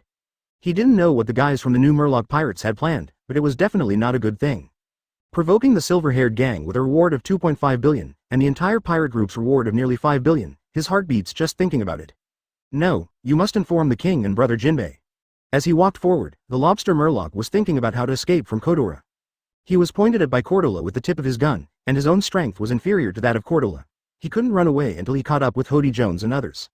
Looking at the approaching Murloc Street and seeing more and more compatriots around him, his heart fell into despair. Restaurant. Haha. Thank you for your patronage. Lu Ji bent over, stood on the edge of the bar, rubbed his hands, and looked at Sorata with a smile on his face. Guests, the total consumption for this purchase is 2,005,896 berry. I'll make a zero for you. You only need to pay me 2 million berry. That's it. 2 million berry. The corners of Sorata's mouth twitched, and he squinted to see a person occupying a table. The table was full of plates, and even the other table on the side was full of ace. This guy was leaning on the chair, patting his belly as if he was pregnant in October, with a satisfied and excited look on his face. He knows this guy can eat, but what kind of monster is this to eat 2 million berry for a meal? You must know that the three of Ahua can actually eat very well. After all, they are no longer ordinary people, but they can't eat so much. Advertisement: the 8 of them, including Jinbei, the total amount of food eaten by the 9 people is not as much as this guy alone. If Lu Ji hadn't come out and said that the ingredients had been used up, he doubted that this guy could continue to eat. As if feeling the weird look from Sorata, Ace patted his stomach, only to see that his stomach gradually shriveled like a deflated ball, and he returned to his usual laugh after a while. Then he sat up straight, his eyes cast a wary glance at Sorata, and then quickly retracted, reaching his hands around his head with an embarrassed look on his face. This is no ordinary restaurant. This is the best restaurant on the Fishman Island, not to mention the chef. Even the ingredients here are very rare. Looking at Lu Ji with a smile on his face, Sorata took out 2 stacks of berry from the interspatial bag and threw them to Lu Ji. Thinking of this, the embarrassment on his face disappeared. Instead, he picked up the toothpick box on the table in front of him, popped a toothpick out of it, leaned back on the chair leisurely, and picked his teeth. Moreover, Sorata and the others are also distinguished guests of Ace and Jinbei. How could they lie to them? This thing can quickly gain power from food, which is a very powerful ability for anyone. If it weren't for Ahua's radish, this would be the only thing that would make Ahua and the other 3 quickly improve. Carrots are much better than this stuff. Hey, here are 2 million, you count. But it can't be his fault either. Of course I believe it. This berry is new at first glance. This kind of new money is a stack of 1 million berry, and a piece of 10,000 berry. He didn't care about money, he was just surprised by this guy's stomach. I don't know if it's the talent, or the return of life. Lu Ji took the money, put it under his nose, smelled it, and looked intoxicated. As expected of Monkey D. Garp's grandson, Wong Luffy's big brother, his quick digestion skills should be taught by Garp since he was a child. Then he saluted Sorata respectfully, and said loudly, I completely trust the guest, haha. But with the radish that can restore physical strength, the 3 of Ahua can exercise without any scruples without obtaining excess strength from food. With Uncle Lu Ji's character, he knew that today's meal should not be cheap. Sorata saw Ace's movement, looked away, and shook his head helplessly. After all, he has been a tour guide for half a day and eats with the guests. Isn't this a matter of course? Chapter 325 Separate. Sorata glanced at Lu Ji. These bosses seem to be of good character, then looked away, turned and walked towards the door. Kuina and others have been waiting for him outside. The Fishman Island is almost done shopping.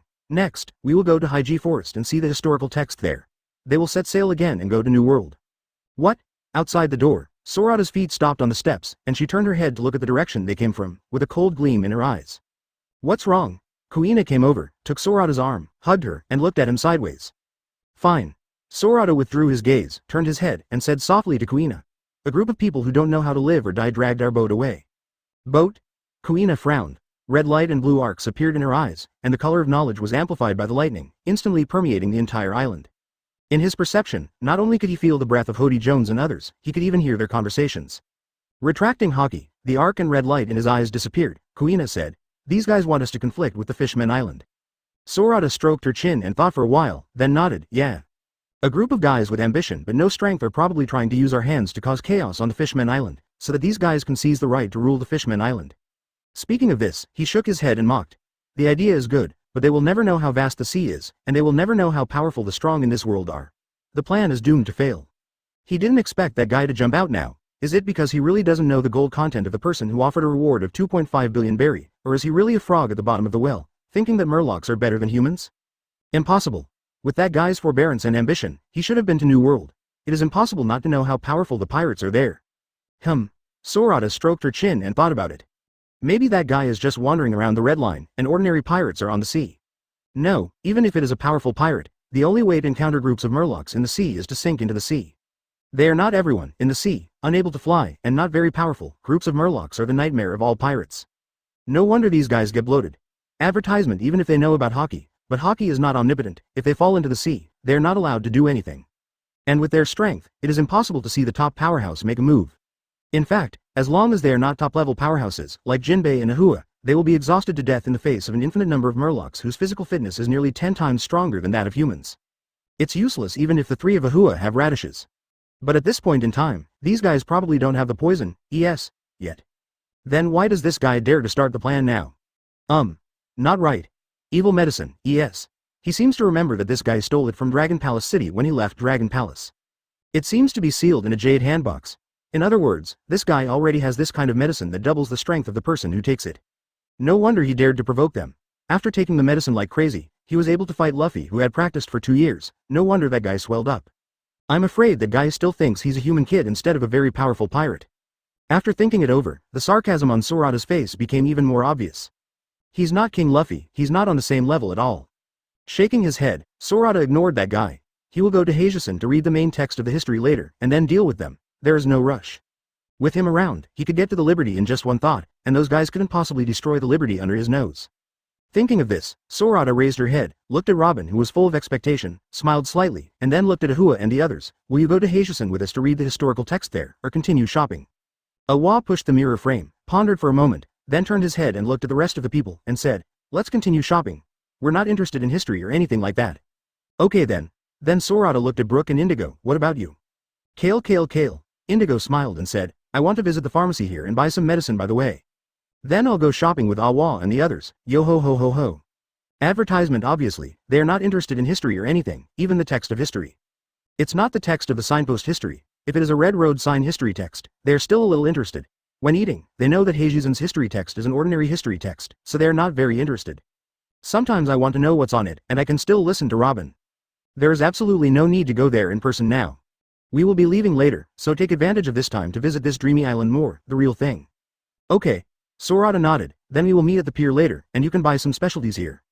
Jinbei met Sorata's expectant eyes, his eyes flickered, he pondered for a moment, nodded, and said, ordinary pirates, even marines, are impossible, but you.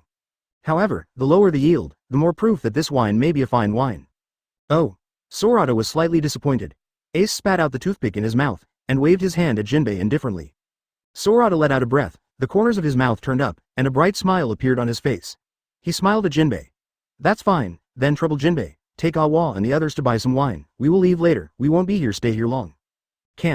Wine. Jinbei thought for a while, and said, the Fishman Island does have its own wine, but due to the low production volume, it is a tribute wine from the Dragon Palace, and ordinary people cannot buy or drink it. He was still thinking, how could an island with such a large population not have its own place for winemaking? No problem, you just go. As he spoke, he looked at Ace who had just come out of the restaurant. Ace, you should follow Mr. Wall and the others, and take them to buy wine later, while I will continue to follow Mr. Sorata and the others. Oh, that's right. As if thinking of something, Sorata looked at the fat blue man Jinbei who had been standing beside him. Jinbei, do you have any good wine here?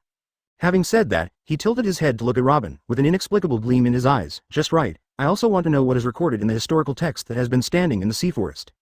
It turned out that the output was low. When we just had dinner, the wine we drank, I looked at the label on the bottle, it seemed to be the wine of Sabodi Archipelago. So Sorata licked his lips and looked up at Jinbei expectantly, can we buy some?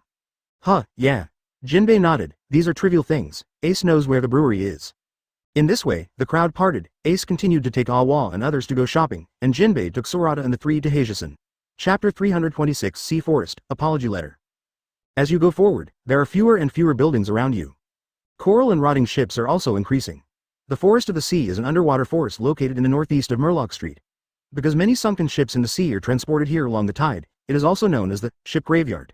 Normally, few Murlocs come here, and here is also a burial place for people who are revered throughout the Fishman Island.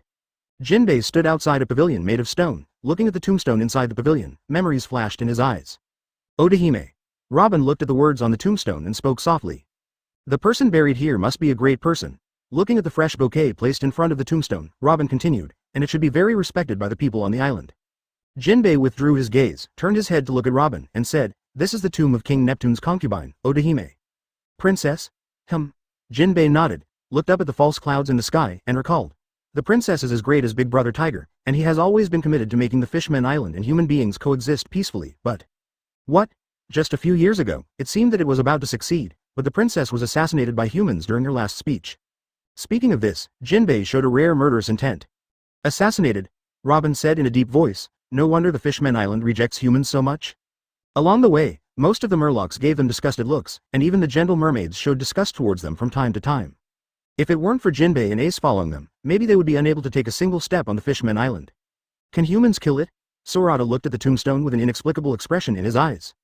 If he remembered correctly, Odahime was shot and killed by that guy Hody Jones, and then blamed it on human pirates. And this guy silenced the human pirates without any proof. And he is the only one who knows who Odahime really died at. It's really dangerous, but it's none of his business. No matter what happens in the future, if that guy provokes him, there will be no future. Ant-like things, it's okay if they don't appear, but if they appear, they can only be sent to hell. Okay, let's go. Continue to go deep into the forest of the sea. The surrounding area becomes more and more desolate, and in the end, there are no traces of human activities around. It can be seen that no one else has been here for a long time. After a while, turning around a coral hill, the front gradually widened. I saw that in the wide open space, a huge reassuring stone stood quietly on the ground. The stone is nearly 10 meters high, covered with green moss, and it can be vaguely seen that the side facing them is engraved with words. Advertisement here. Robin's pace has obviously accelerated. She stepped forward quickly, stood at a distance of 5 or 6 meters from the stone, and looked up. Looking at it, Robin's face gradually revealed a strange color. What's wrong? Kuina stepped forward, stood beside Robin, looked up at the historical text in front of him, which in his eyes was comparable to a heavenly book, and asked curiously, "Is there any strange record?" Robin didn't look back, but looked at the text of history and said, "Do you still remember the text of history we saw in Sky Island?" "Remember?" Kuina lowered her head and said with a smile, "The above records." Then she didn't continue talking because Jinbei was here. Robin didn't hide things like ancient weapon from them, and they didn't have the slightest interest in ancient weapon, so they just listened to it as an interesting thing. Among their team, only she, Robin, and Sorata knew what was recorded in the main text of Sky Island's history, and the others were completely uninterested. Even when Robin spoke, they didn't listen. Like this time, they didn't even want to come. Poseidon, the Fishman Island. Thinking of this, Kuina raised her head and looked at the text of the history in front of her. The record on this thing can't be Poseidon. If she remembers correctly, the ancient weapon recorded in Sky Island's historical text refers to the Fishman Island. Thinking of this, Kuina turned her head to look at Robin, and asked, "Is this an extension of the Sky Island?" "No," Robin shook his head. "No?" Kuina was slightly stiff, and then asked curiously, "What is that?" At this moment, Sorata and Jinbei also came to the two of them. Sorata looked at the main text of history with calm eyes, even a little bored. Of course he knew what was written on this thing. If anyone in this world knows the main text of history best at this time, it must be him. But there is one thing he can't figure out. You said that people built this thing hundreds of years ago. What's the point? Is the blank 100 years really that important? He is not Robin, any more than he can understand Robin, the historian's quest for history. So I can't understand, what's the use of building this thing? The red history text records the coordinates of Raftel, the final island, and the rest of the history text records the ancient weapon, as well as some trivial matters. And here, there is no clear record of a blank 100 years of history. Could it be that the history that has been blank for more than 100 years is in Raftel? But judging by the laugh at the end of the Roger Pirates arriving at Raftel, it's clearly not there. If we want to say that there is a place in this world that has a 100-year blank historical record, it can only be the Holy Land Marijoy. Advertisement. Even the Desert Kingdom, Alabasta, one of the 20 kingdoms that formed the world government, a kingdom that has survived for thousands of years, doesn't have that history. Let alone other places. Never mind. Sorata shook her head, looked away, then picked up the wine gourd, sat cross-legged on the ground, and drank the wine. When the time comes to go to the Holy Land Marijoy, just ask I am about these things. For him who is about to stand on the top of the world, he wants to know that period of history, which is actually very simple. Robin looked away and glanced at Sorata. She vaguely felt that Sorata seemed to know what was recorded in these historical texts. It seems to be more familiar than her. But this is just his feeling, there is no evidence, and even if Sorata knows, it will not affect his pursuit of the historical text, the pursuit of a real century-old history. She then glanced at Jinbei and then said, "This is a confession letter." Confession? Kuina and Jinbei spoke at the same time, with doubts on their faces. Okay, Robin nodded, looked back at the main text of the history, and continued. This is a record of Joey Boy's confession to the mermaid princess hundreds of years ago. What was written on it was that he was unable to fulfill the apology agreed with the Fishman Island. Do you know what the agreement is? Jinbei seemed to have thought of something, and asked hastily.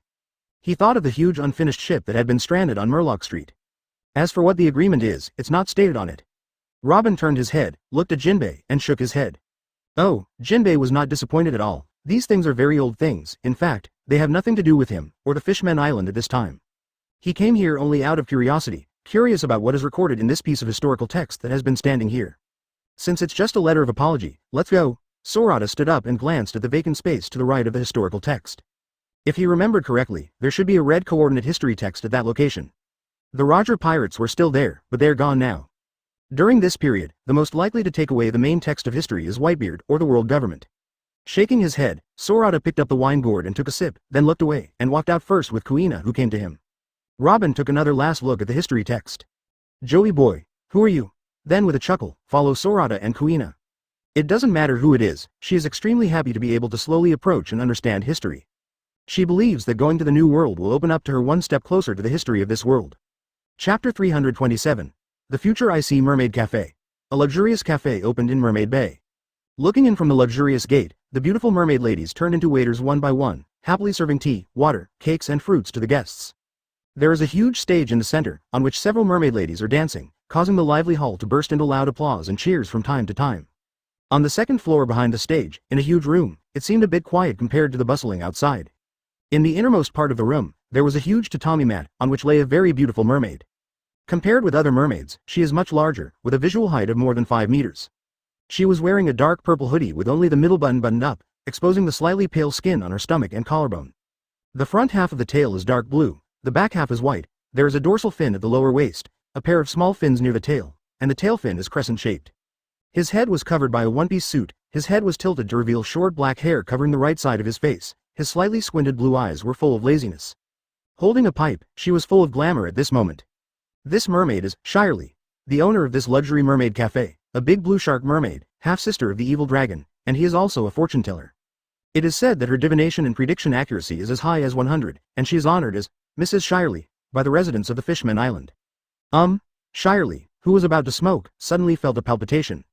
This feeling was both familiar and strange to her. Familiarity is because she has experienced such palpitations many times in her decades of life. The strange thing is that she hasn't felt this way for many years since the last time. What is it then? Shirley sat up, took a deep puff on his pipe, and looked up at the crystal ball placed on a huge scepter-like stand in the middle of the room. There was curiosity and resistance in his eyes. When she got this kind of divination ability when she was a child, she liked it very much, but when she grew up, most of the scenes she saw when divination were unfortunate, so she gradually became tired of divination. Don't touch this crystal ball anymore. But thinking of the future predicted by the palpitation last time, she put down her pipe and stood up, walking to the crystal ball. A little hesitant, she gradually became firm. Stretch out your hands, hold the crystal ball from both sides, lean forward, and stare at the crystal ball with your pupils shrunk into a single point. Advertisement at this moment, the surrounding time seemed to stop, and she could only hear her own heartbeat. Gradually, a picture that only she could see appeared on the crystal ball in front of her. Countless howls. This is Murloc Street. Then her pupils widened, and sweat gradually appeared on her face. She saw a figure floating in the air, and she could only see the back, but she didn't see what the figure was doing. The countless roars stopped instantly, and all the Murlocs fell to the ground. At this moment, the figure seemed to have spotted her and looked back at her. Her face was blurred and she couldn't see who it was, but her calm and indifferent blue eyes startled her. Let her subconsciously let go of her hand, and the body that was leaning forward is also retreating, leaning back, revealing the beautiful curve of her chest. Only this. Exhaling a breath, Shirley looked at the crystal ball with seriousness on his face. Judging from the picture, it should be something that happened on Murloc Street, and it should happen in the near future, but this kind of thing can't make her feel palpitations. Thinking of the blue pupils he saw just now, Shirley gritted his teeth, leaned forward, and covered the crystal ball with his hands again. The divination just now started from the Fishmen Island, but this time her divination is based on the owner of the pair of blue pupils just now. This time, she only saw one picture, so she had to let go of the crystal ball, and her body even retreated, falling to the ground. Shirley sat on the ground, her whole body was soaked in sweat, she lowered her head and panted continuously, her pupils covered by her black hair were full of horror.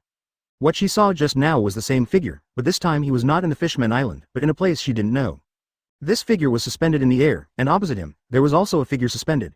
This figure was just a black shadow without any breath. In the sky as dark as Uzumaki, it seems that there is a huge monster stirring the wind and clouds, filling the whole sky with the breath of destruction. On the ground, there are countless broken ornate buildings. In these buildings, she seems to have heard countless screams. In the sea of flames, she seemed to see a person with a transparent glass cover on his head. She knew these hooded people. Princess Odahime saved one a few years ago. These guys are celestial dragons. Well, this place is. Advertisement. Shirley raised her head and looked at the crystal ball, her vision seemed to go to the future again. This time he saw more people wearing masks, they were jumping in the sea of flames, screaming, but in this place full of destruction, no one paid attention to their lives. The two godlike figures in the sky are still confronting each other in the air. Just then, something unexpected happened to her. I saw the figure of him divination along the time, as if he had found her again, and looked back to her side, and this time it was the same. The figure's face was blurred, and he couldn't see clearly, but those blue pupils, like a deep starry sky, it instantly attracted his soul. The coldness revealed in those pupils made her physically and mentally icy, and she felt as if the time and space around her were frozen. In reality, the space around her body also fluctuated, as if a pair of invisible hands wanted to pull shyly into the future. And at this moment, a strangeness suddenly appeared in the blue pupils. Die in the future, you see. The first time can be said to be an accident. Puff, but the second time.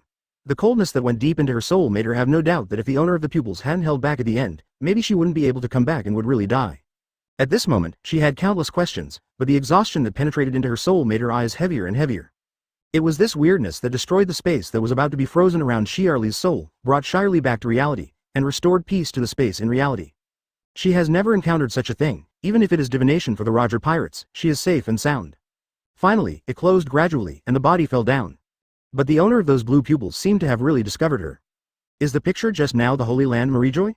Blood was dripping on the crystal ball, and under the light in this room, it reflected a strange blood-red light.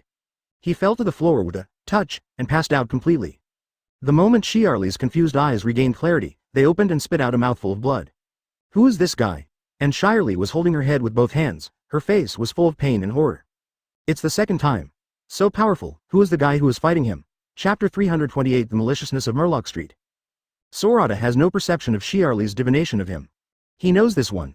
After all, if she can predict what will happen 10 years later, no matter what ability she uses to predict it, she is an amazing person. But it's one thing to know, it's another to see. After all, Sorata killed Shiarli's only kin, her big brother the dragon.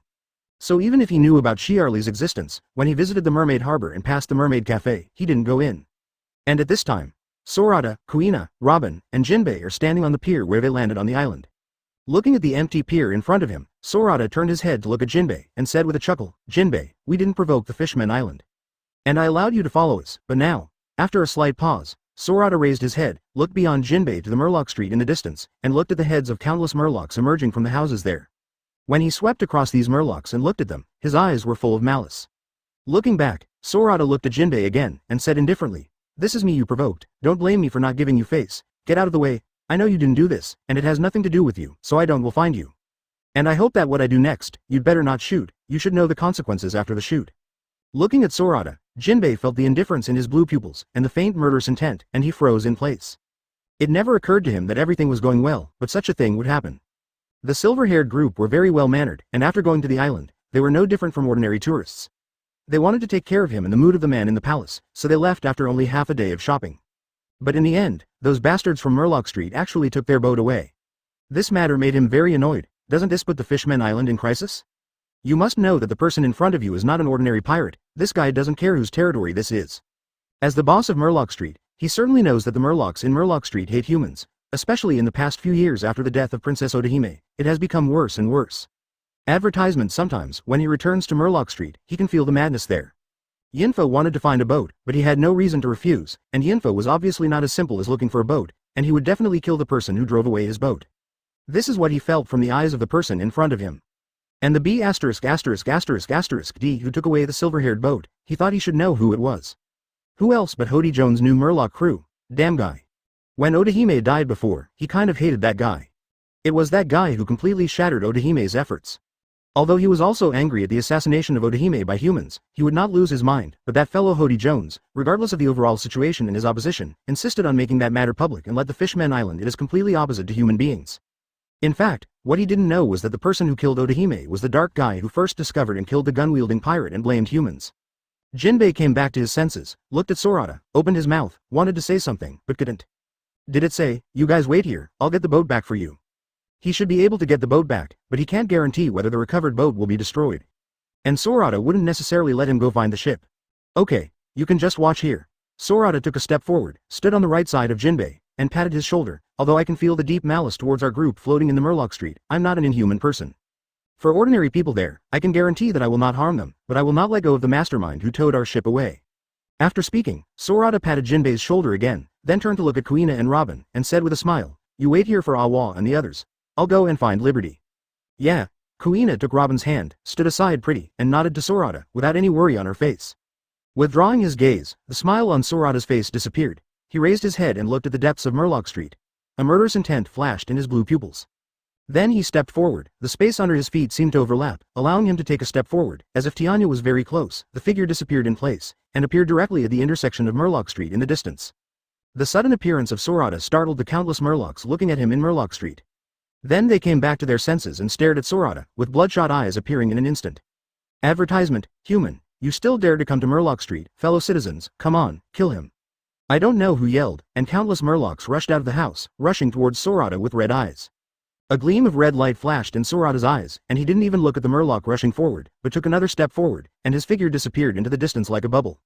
Leaving countless Murlocs rushing towards him, the figures froze in place. They looked left and right, frantically looking for Sorata. Where did that human go? Damn it, is that guy demon fruit power? Everyone is looking for it. We must build that guy. Brother Hody Jones pushed the guy's boat away. He will definitely not just leave like this. Countless Murlocs filled the streets in an instant, searching everywhere, but Sorata's figure seemed to have really disappeared. No matter how hard they searched, they couldn't find any figure. At this moment, a Murloc raised his head and suddenly turned to the distant sky, as if there was a floating figure. He widened his eyes, and when he saw the figure clearly, he became excited. Where is that human being? Hearing his shout, all the Murlocs stopped looking, but followed the Murloc's hand and looked towards the sky. When seeing the real human being, all of them had bloodthirsty gleams in their eyes, rushing towards the figure. Sorata, who was in the air, looked at the tall buildings below. This is the base camp of Hody Jones' new Murloc pirates, and the Liberty is parked in an artificial river behind this building. And in the river, there was a Murloc who looked like Kaibozu and had a body as huge as a titan. If you read correctly, this guy should be Vanderdaken's subordinate, a red-finned pufferfish. As for what this guy's name was, he couldn't remember. And in the room below, he felt several auras that were much stronger than ordinary Murlocs. One of them is full of endless madness, it should be Hody Jones. And the other guy with an obscene aura should be Vanderdaken Ix. Chapter 329 The Frog in the Well will never know the vastness of the world. He ignored the countless Murlocs coming from all around. Even though these Murlocs were very powerful compared to humans, if it wasn't him, but a general strong man without Conqueror's Haki, his scalp would feel numb if he fell into it. However, to him, no matter how many ants there are, they're still ants. No matter how loud, crazy, or fearless they shout, it is useless. Raising his head, Sorata's eyes fell on the countless Murlocs around him for the first time, then his brows were lightly furrowed, and his eyes were fixed. Click. Thunder out of thin air. An extremely strong domineering aura shot up from him, radiating directly to the surroundings, and radiating across the entire Murloc Street in an instant. At this moment, everyone on the island seemed to sense something, and they all raised their heads to look in the direction of Murloc Street. Those who were far away could only feel a huge coercion there, as if the sky was falling. Those who were close felt as if Mount Tai was pressing down on them, and their hearts were beating violently, as if they were facing Tinwei. Sorata, it must be Sorata. Awa and the others who were heading towards the pier with big and small bags on their backs also felt this coercion. They looked in the direction of Murloc Street with surprise flashing across their faces. Which guy wanted to die again? Did he offend Sorata? Thinking of this, they quickly looked away, quickened their pace, and ran towards the pier. Ace, who was standing with Ahua and the others, also became serious. It can't be Jinbei. I hope not. I don't know which D it is. I'm leaving, and I'm going to find Silverhaired trouble. He never thought that Silverhair was looking for trouble, because with Silverhair's strength, if he wanted to find trouble, he couldn't wait until now. So someone must have messed with Silverhair. On the pier, Jinbei looked up at the white dot floating in the air in the distance, and felt the murmur street that was so noisy before, but now it was instantly silent, his face full of surprise. Conqueror's Haki, and not Junior Conqueror's Haki. Silverhair has Conqueror's Haki, he will not be surprised. After all, Conqueror's Haki, in New World, many ambitious guys will have it. Aces have it too. But the Conqueror's Haki, which made him feel pressure from such a distance, is not something that ordinary pirates can have. He has experienced Ace's Conqueror's Haki, although it is very strong for ordinary people, but for a person like him, he doesn't feel it at all. And the silver-haired Conqueror's Haki, he felt, should be on the same level as Papa. Advertisement, the guy is 17.5 now and is a monster. He didn't worry about the Murlocs that were quiet for a moment, or the countless Murlocs who fell to the ground. People who were stunned by the Conqueror's Haki might feel dizzy for a while afterward, but there was no harm to their bodies. And Sorata also said that he would not do anything to those ordinary Murlocs. He believed in Sorata, such a strong man, there is no need to lie to him. As for Hody Jones et al., forget it, who told that guy to provoke someone who shouldn't be provoked. I can only wish him the best of luck, Murloc Street. When Sorata used Conqueror's Haki to stun the countless Murlocs, he suddenly felt as if someone was watching him. But when he suddenly turned his head to look, he saw nothing. Whether it's the eyes, the color of knowledge, or the spirit, nothing strange is found. Weird, is it because I feel wrong? Sorata stroked her chin, pondered for a moment, then shook her head and stopped thinking about it. After all, There are too many things that cannot be explained in this world, and he can feel that the feeling of peeping he just felt is not an illusion. Ordinary people may not feel it, but he is an expert in playing space, and he still has mental power. But the sense of peeping was only fleeting, and he didn't feel any malice, nor was there any danger. After thinking about it, he didn't take it seriously. Withdrawing his gaze and staring down at the houses below, Sorata's eyes appeared murderous. No matter how much ambition you have, no matter how many ideals you have, if you come to provoke me, then go to hell. He didn't use a knife, which was too cheap for these guys below, but stretched out his hand and slapped down from the air. In the conquerors just now, he didn't cover the houses below, just let these guys see who they provoked. Who is it? At least let these guys die in fear, especially the two leaders, so that he can be worthy of his violent actions. In the house, Hody Jones and the cadres of his new Murloc pirates sat arrogantly on a sofa. Opposite him was Vanderdack and Ix. After they towed the boat back, they waited here. Advertisement. When they heard the countless howls outside, they all showed joyful expressions on their faces. They know, and the plan begins. There are countless fellow Murlocs in Murloc Street. No matter how powerful the silver-haired gang is, they cannot come here in a short time. Therefore, they are very relaxed. When the scope of the battle increases to the point where Dragon Palace has no choice but to step in, then it's time for them to take action and occupy Dragon Palace. The more they thought about it, the more ferocious their expressions became. At this moment, the countless roars outside seemed to be blocked, and suddenly, there was an instant of silence. And everyone in the room felt their hearts tighten suddenly, as if something particularly terrifying was about to happen. What is it? Haven't waited for them to make any moves. Boom, the roof above suddenly collapsed, and the loud sound made everyone in the room raise their heads involuntarily. Through the broken roof, they seemed to see. I saw a huge transparent palm photographed from above. What is this? Everyone was shocked by this sudden change. Hide quickly. Hody Jones was the first to react. Although he didn't know what it was, the strong sense of oppression let him know that if this thing fell on him, even he would be seriously injured, let alone him, of the men. So he came back to his senses in an instant, squatted down suddenly, then jumped up and started, quickly dodging to the side. Boom, the ground shook and the mountains shook, like an earthquake, and the entire house collapsed in an instant, and then the debris and smoke of the house were swept outward under the impact of the hurricane. Looking at it from the air at this moment, one can clearly see the previously intact house, which is now completely in ruins. And in the center of the ruins, a huge palm print was clearly visible. In the pothole formed by the handprints, Hody Jones' men were all lying in it, turned into pieces of meat, looking like that. Even if the gods came, they would not be able to save them. On the two sides of the palm print, Hody Jones and Vanderdyke and Ix looked at the palm print coldly, their faces full of horror. What the hell is this? Based on their knowledge, they really don't know that people in this world can be so powerful. Chapter 330 Ants, do you think you can become a real strong man by taking drugs? It's you guys who stole my boat, right? Come to provoke me, can you bear it? At this moment, a voice full of sarcasm came from the air and clearly reached the ears of Hody Jones and Vanderdyke and Ix, pulling them out of the horror in front of them. The two raised their heads and looked towards the sky. When they saw the moon-white, silver-haired figure suspended in the air, their pupils shrank at the same time. They had thought about being silver-haired, but due to their limited knowledge, they thought it was impossible, but when they really saw this figure, a word popped up in their hearts at the same time. Kicked to the iron board. As if thinking of something, Hody Jones quickly looked back and looked beyond the ruins. When he saw countless Murlocs lying on the ground, his heart shrank suddenly, as if he was about to stop beating, and he felt suffocated instantly, spread throughout the body. Conqueror's Hockey. As an ambitious Murloc, although he hasn't really seen the world's top powerhouse make a move, he has heard of this kind of hockey that can make people dizzy. But, looking up, he gradually covered the entire Murloc Street. In his perception and sight, there was not a single Murloc standing. Is this the pinnacle of the world? He knew that this kind of strong man was very strong, but he had never seen it before. Even if you know the existence of Conqueror's Hockey, since you have never seen it before, of course you don't know that this thing can cover such a wide range. You must know that there are at least 50,000 Murlocs in Murloc Street. In his original plan, no matter how strong Silverhair was, he would be exhausted under the siege of 50,000 Murlocs. When the time comes, he will stand up and kill the silver-haired gang. Won't he become the hero of the Fishman Island? Who knew that with one Conqueror's Hockey, all 50,000 Murlocs in Murloc Street would faint? This is so. It's too powerful. At this moment, even with his crazy and tenacious heart, he couldn't help but fall to the bottom. Regarding his own strength, although he is confident, he is not confident enough to really compare with the world's top powerhouses. If it was in the sea, he still had confidence, but now he was on land. How to spell? What? At this moment, there was a scream of pain from his right side.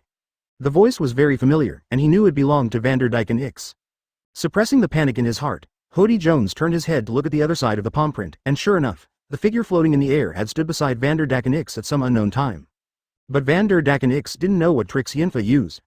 Grabbed by an invisible force, he kept struggling in midair and let out screams. And around his body, the space is like water waves, circle after circle, like Uzumaki, constantly shrinking and twisting, and Vanderdyke and Ix inside is also twisting abnormally along with the space. Advertisement. He could feel the fear that penetrated into the soul from Vanderdyken Ix's distorted and hideous face. This man. Instead of looking at Vanderdyken Ix, Hody Jones looked at Sorata, and for the first time met Sorata's blue eyes full of mischief and indifference. Those eyes were beautiful, very beautiful, but Hody Jones' eyes stopped for a moment. He felt great pressure, as if what he saw was not the eyes, but the entire starry sky. He knew very well that this matter would never be let go. From Sorata killing his companion as soon as he made a move, to Vanderdyken Ix's screams, it could be seen that Sorata would never let her go. To be honest, he regretted it a bit. Why did he have to go crazy and provoke this man who offered a reward of 2.5 billion? However, it is too late to say anything now, and Sorata's indifferent eyes, the pressure on him, did not crush him, but aroused the fierceness in his body. He was not a good person in the first place, but a great white shark man with a ferocious nature. Staring fixedly at the silver-haired kid opposite, Hody Jones took out a box from his trouser pocket, opened it, and lifted it up. Then he raised his head without hesitation, opened his mouth wide, and poured all the red pills in the box into his mouth. This is the murderous drug ES, a forbidden drug. He stole it from Dragon Palace years ago. Eating one pill can double the strength of the body, 2 pills can double the strength, and so on. Before he wiped out the pirates on the Fishman Island, he just took 1 pill, and he didn't know how many pills were in the box, but now he ate them all. Obviously, the appearance of Sorata made him smell the breath of death. Life is gone. How can you take care of so much? Boom. Boom, boom. As soon as the pills entered his stomach, Hody Jones felt that the time around him seemed to slow down, and he could clearly hear the sound of his heart beating. Then a monstrous force, from his stomach, filled his whole body in an instant like a volcanic eruption. It made his whole body swell violently, making him a whole circle bigger. Then the severe pain gathered from all parts of his body and rushed straight into his brain, making him unable to help but growl in the sky. The sound did not sound like a human being at all, but a devil. And his eyes turned into white pupils with a red background, and the madness revealed in them made the scalp tingle in those who saw it. And his originally pitch black hair, as if he had lost his life, quickly turned gray, and then turned directly into withered white. Pale whiter than his skin. It seemed as if he lost his vitality in an instant, and he was approaching the end of his life. But his body was full of strength at this moment. The exploding muscles and the heat waves emitted distorted the surrounding air. Lowering his head, Hody Jones, who has completely become another person, stared at Sorata with his eyes, then squatted down with his legs, and then, bang. Advertisement. The power transmitted from his legs caused the ground to crack and collapse instantly. And his body, like a cannonball, quickly rushed towards Sorata. Go to hell, brat.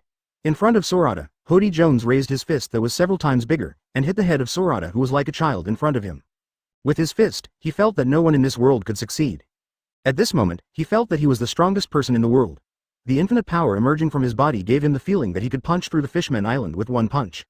This destructive power swelled his whole body infinitely, and his confidence grew infinitely. He felt that if the person standing in front of him at this moment was not the silver-haired brat, but Whitebeard, who had the title of #1 in the world, he would not be afraid. Evil medicine. Sorata sees everything Hody Jones does. He didn't stop it. No need. No matter how much medicine this guy takes, he can't break through the innate limitations of his body, and he can't reach the level of Admiral. And even if he reaches the Admiral level, without Hockey's boost, he is just a sandbag in front of him. Looking at the fist that looked fast in the eyes of others, but looked like a turtle's speed in his eyes, Sorata stretched out his hand, covered his index finger with a layer of pink gas, and moved forward slightly. Boom, he took the punch easily. Well, is this all your strength? The madness on Hody Jones' face was like a slap in the face, and it was like being poured into a basin of ice water in winter. Looking at Sorata, who blocked his full blow with a single finger in front of him, his face was full of disbelief. It was like seeing a ghost, full of horror. Impossible, impossible, impossible. Staring at the immature face of the handsome man who was close at hand, Hody Jones opened his mouth and roared loudly. Oh, what kind of monster are you? How can you be so strong? Looking at Hody Jones, the corners of Sorata's mouth turned up, with a sneer on his face. You ants, do you think that you can become a real strong man by taking drugs? Shaking his head, he didn't give Hody Jones a chance to resist. The space domain emerged, enveloping Hody Jones in an instant. Let this guy follow in the footsteps of Vanderdyken Ix. This guy has had enough roles, let's end his sinful life here. After a while, the screaming of pain disappeared, and there were only 2 lumps of blood-red flesh that were mixed together like noodles. That looks like 2 lumps. Clearly, Sorata didn't give them decency. After coldly killing Vanderdyken Ix's only subordinate, Sorata disappeared here with the shrunken Liberty. After killing Hody Jones and Vanderdyken Ix, Sorata's mood was obviously much better. Although no one knows that Hody Jones is the murderer of Odahime, it is enough for him to know. He doesn't ask to be everyone's hero, nor does he ask everyone to appreciate and respect him like Base and Alabasta. He can be his own man, his own hero is enough. Chapter 331. Leaving the Fishman Island. Pier. Calcalcalc, Captain, who made you angry? We felt it from afar. Indigo and the others had just returned, and before they could ask Kuina, Sorata's figure appeared silently. It's nothing, it's just a group of arrogant looking for death. Sorata smiled at Indigo, then turned to look at Jinbei, who was looking at him a little nervously. Jinbei, then let's go. I know the Fishman Island doesn't welcome us, don't worry, I only kill and steal me the people on the boat, the others are fine. Huh, Jinbei heaved a sigh of relief. He didn't see the specific battle, but from the huge roar, he knew that Hody Jones and others should not have a good time. As for ordinary Murlocs, it's not that he doesn't trust Sorata. At the level of Sorata, every move has great power. He believed that since Sorata promised him not to attack ordinary Murlocs, he would definitely not. But the aftermath of that battle cannot be controlled by manpower. Fortunately, except for the roar, there was no sound coming out. And Sorata showed up so quickly, letting him know that the fight should end soon. To be honest, although he cared a little about the life and death of Hody Jones and others, he didn't care too much. All he cared about was the ordinary Murlocs on Murloc Street from the beginning to the end. Well, I believe you. Jinbei raised his head and looked at Sorata. As for Hody Jones and the others. Died. Sorata directly interrupted Jinbei's words, then frowned slightly. What do you want to do? No, Jinbei hastily waved his hands. Apparently Sorata seemed to have misunderstood him. I'm just asking casually. As for Hody Jones and the others, it's their own fault. If they die, they will die. Yeah, Sorata nodded, that's good. Then he withdrew his gaze, looked at the water in front of him, took a step forward, took out the spaceball that sealed liberty from his trouser pocket, and swung it forward. I saw the spaceball, under the astonished eyes of Jinbei and Ace, rapidly grew in size, and your liberty also grew in size. In the end, it turned into the original laugh. The spaceball burst and fell on the water, splashing water and waves. This, Jinbei and Ace looked at the liberty that appeared with surprise on their faces. What is this? If they read correctly, they seem to have seen that Sorata took it out of his trouser pocket. Advertisement: can a 40-meter-long medium-sized sailboat fit into an ordinary trouser pocket? Looking back, they both stared at Sorata's trouser pocket, as if they wanted to see flowers. Sorata ignored the surprised gazes of Jinbei and Ace, but called his companions to board the boat. Now that you have decided to leave, do so immediately. He's not a slob either. After all, being born on an island full of malice always makes people feel uncomfortable. Although it was as beautiful as Sky Island, it didn't have the relaxing atmosphere of Sky Island, and he didn't want to stay for long. Standing on the bow of the boat, Sorata looked down at Jinbei and Ace, who were standing on the shore again. There was nothing to say. Strictly speaking, they were not even friends. Although he showed his kindness all the way, others didn't seem to appreciate it. What is causing this phenomenon? Identity. After all, he is a powerful pirate with the 5th highest bounty in the world at this time. If he goes to New World, let alone 100%, there is a 90% chance that he will conflict with the 4 emperors of New World. Originally thought that the New World would be divided by the 4 emperors, and Marine only occupied a small piece of sea area. As a newcomer, he was a newcomer who defeated Garp, so he plunged into the New World. This sea area tends to be calm on the surface, no one knows what will happen. No wonder Jinbei and Ace are wary of him. After all, they are both members of the Whitebeard Pirates. The Whitebeard Pirates are the 4 emperors of New World. Shaking his head, Sorata withdrew his gaze and raised his head to look overhead. The door to go out was closed, but the 2 lobsters guarding the door were nowhere to be seen. It was unknown whether they were killed by Hody Jones or imprisoned. Anyway, he didn't find them in the new Murloc Pirates' residence. If you can't get out the main entrance, you can only fly out. It's all the same anyway. After figuring it out, Sorata is a little on the deck with his right foot. Boom. The space was like a drum, making a sound that only he could hear. Then an invisible layer of transparent space instantly enveloped the Liberty. Under Sorata's control, Liberty turned its head upwards, gradually tilted, and floated. Are you leaving? The partners stood by the boat, looking at the dreamy the Fishman Island. There was no regret in their eyes, and they were very peaceful. When they came, they were full of longing for the Fishman Island. After all, everything here is legendary. Advertisement, but after they came, they were not very happy. Although the scenery here is amazing and makes them nostalgic, the people on this island do not welcome them. They don't feel any enthusiasm except from their bosses in the high street. It's as if this island doesn't welcome humans inherently and doesn't welcome them. So even shopping, for them, is actually full of depression. They have never experienced this feeling of being surrounded by repression on a human island, even if they are pirates in the eyes of others. Others will be afraid of them, but there will be no deep malice. But it's different here. This kind of malice seems to have penetrated into the island, making them more uncomfortable as they wandered around. Naturally, there is no nostalgia for this place. In fact, this kind of malice is not mainly aimed at them, but at the human race. Ace and Jinbei looked up and looked at the Liberty in surprise, then their eyes turned red. It's amazing. It is actually simple to eliminate this malice. Without any pause, the Liberty was like a bubble piercing another bubble, and nothing superfluous happened except ripples. This is the weird space you mentioned, flying. Sorata knew that even if the shield in the sky was punctured, it would be repaired instantly, even if the outermost shield was punctured. The first is to completely eradicate slavery, so that people on the Fishman Island are no longer afraid to go to sea. Sorata controlled the space domain and turned into an oblate circle. Then, under his control, the Liberty quickly lifted into the air like a sharp sword, piercing towards the shield in the sky. Bow. The harm humans have done to the Fishman Island makes the people here have malice towards all humans. Ace nodded, and asked puzzledly. I don't know what the ability of the silver-haired guy is. According to his partner, that guy can do anything in this space, and the old man Garp is using this weird ability. After the space, the ones who fall into the downwind. The second is to give it to time, so no scruples. Jinbei's eyes were full of amazement. After a while, Liberty disappeared straight into the Fishman Island, rushed into the dark deep sea, and disappeared from the sight of Jinbei and Ace. After all, the hatred between races can be resolved in a few words or in a short time. Looking at Liberty, Jinbei seemed to see a transparent ball enveloping Liberty, like a large bubble. Chapter 332 The weak have no right to choose in this sea. At this time, a group of armored, burly guards with huge spears came to the pier led by a tall mermaid. The mermaid leader holds a trident in his hand, has a dot on his forehead and has long, wavy hair. He looked at Jinbei and said calmly, Jinbei, what happened just now? His Royal Highness Sharkstar, why are you here? Jinbei looked at the tall mermaid, a trace of surprise flashed across his face. Father asked me to take a look. By the way, have the silver-haired gang left? Sharkstar raised his head and glanced at the empty pier. Yeah, Jinbei nodded, they just left. Then Jinbei briefly told Sharkstar what happened just now, and asked Sharkstar to go back and report to Neptune. Seeing that nothing was wrong, Sha Xing heaved a sigh of relief, and after saying goodbye to Jinbei, he quickly turned around and floated towards the Dragon Palace with his guards. He knows from Jinbei that the disgusting guy who has been harassing Shirahoshi has been dealt with by Yinfa, and he has to go back quickly to bring this good news to his father, to Shirahoshi who has been living in the hard shell tower for the past few years. To be honest, when he heard that Vander Daken IX was killed by Silverhair, he felt a sense of gratitude to Sorata, whom he had never met. In the past few years, no one loves Shirahoshi more than their family members for what happened to his younger sister Shirahoshi. Of course, I hate that guy even more, Vander Daken IX. Now Shirahoshi is free. Thinking of this, a smile appeared on his serious face, and his pace became even faster. You should go too. Withdrawing his gaze from Sha Xing, the big prince, Jinbei turned his head to look at Ace. Only then did he have a relieved smile on his face. Don't think that Sorata is really an ordinary person because he didn't show any breath along the way. First, I heard Ace talk about the great battle of Saboti Archipelago, and Sorata came to the Fishman Island with the terrifying record of a tie with Garp. How can he think that Sorata is a normal person, and there is a Kuina who has been fighting with Kizaru for a day and a night?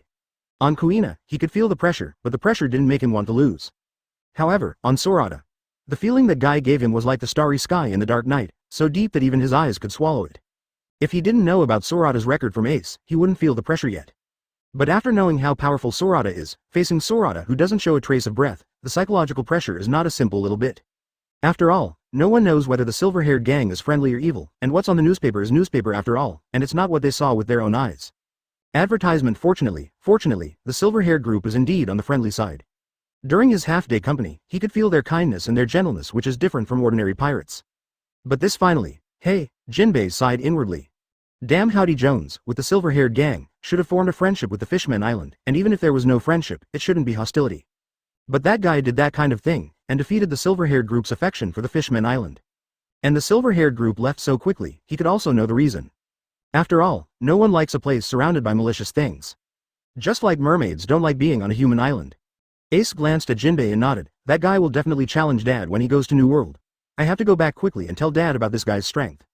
Yeah. Jinbei looked up, looking in the direction where the Liberty disappeared, with inexplicable emotions in his eyes, thought for a while and said, I'll go back with you, and I haven't visited Dad for a long time. Really? Ace tilted his head to look at Jinbei, with a smile on his face, you go back with me, I think Dad will be very happy, and Marco and the others. Thinking of the members of the Whitebeard Pirates, a gentle smile appeared on Jinbei's face. He is extremely grateful to Whitebeard, if it weren't for him, the Fishman Island would have been occupied by countless pirates who flooded here in the era of great pirates. Therefore, although he is not a member of the Whitebeard Pirates, he keeps calling Whitebeard's father the reason. For this man, he is grateful and respectful from the bottom of his heart. Then let's go now. Ace withdrew his gaze and looked at his small boat parked in the port, a little impatiently. No hurry. Jinbei waved his hand calmly, turned to look at Murloc Street, and said calmly, I have to wait for them to wake up, explain something, and then set off. After all, he is the boss of Murloc Street and the captain of the Sun Pirates.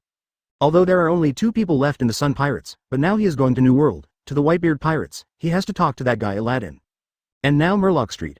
When the Murlocs wake up, there may be chaos. Although Hody Jones and those guys are dead, they have left a mess on the ground. He has to stay and take charge of the overall situation. At least Murloc Street must be stabilized before he will go to the Whitebeard Pirates. Oh, Ace followed the direction Jinbei was looking towards Murloc Street, with a clear expression on his face, you can't leave right now. Then shall I wait for you to come together, or will you come by yourself later?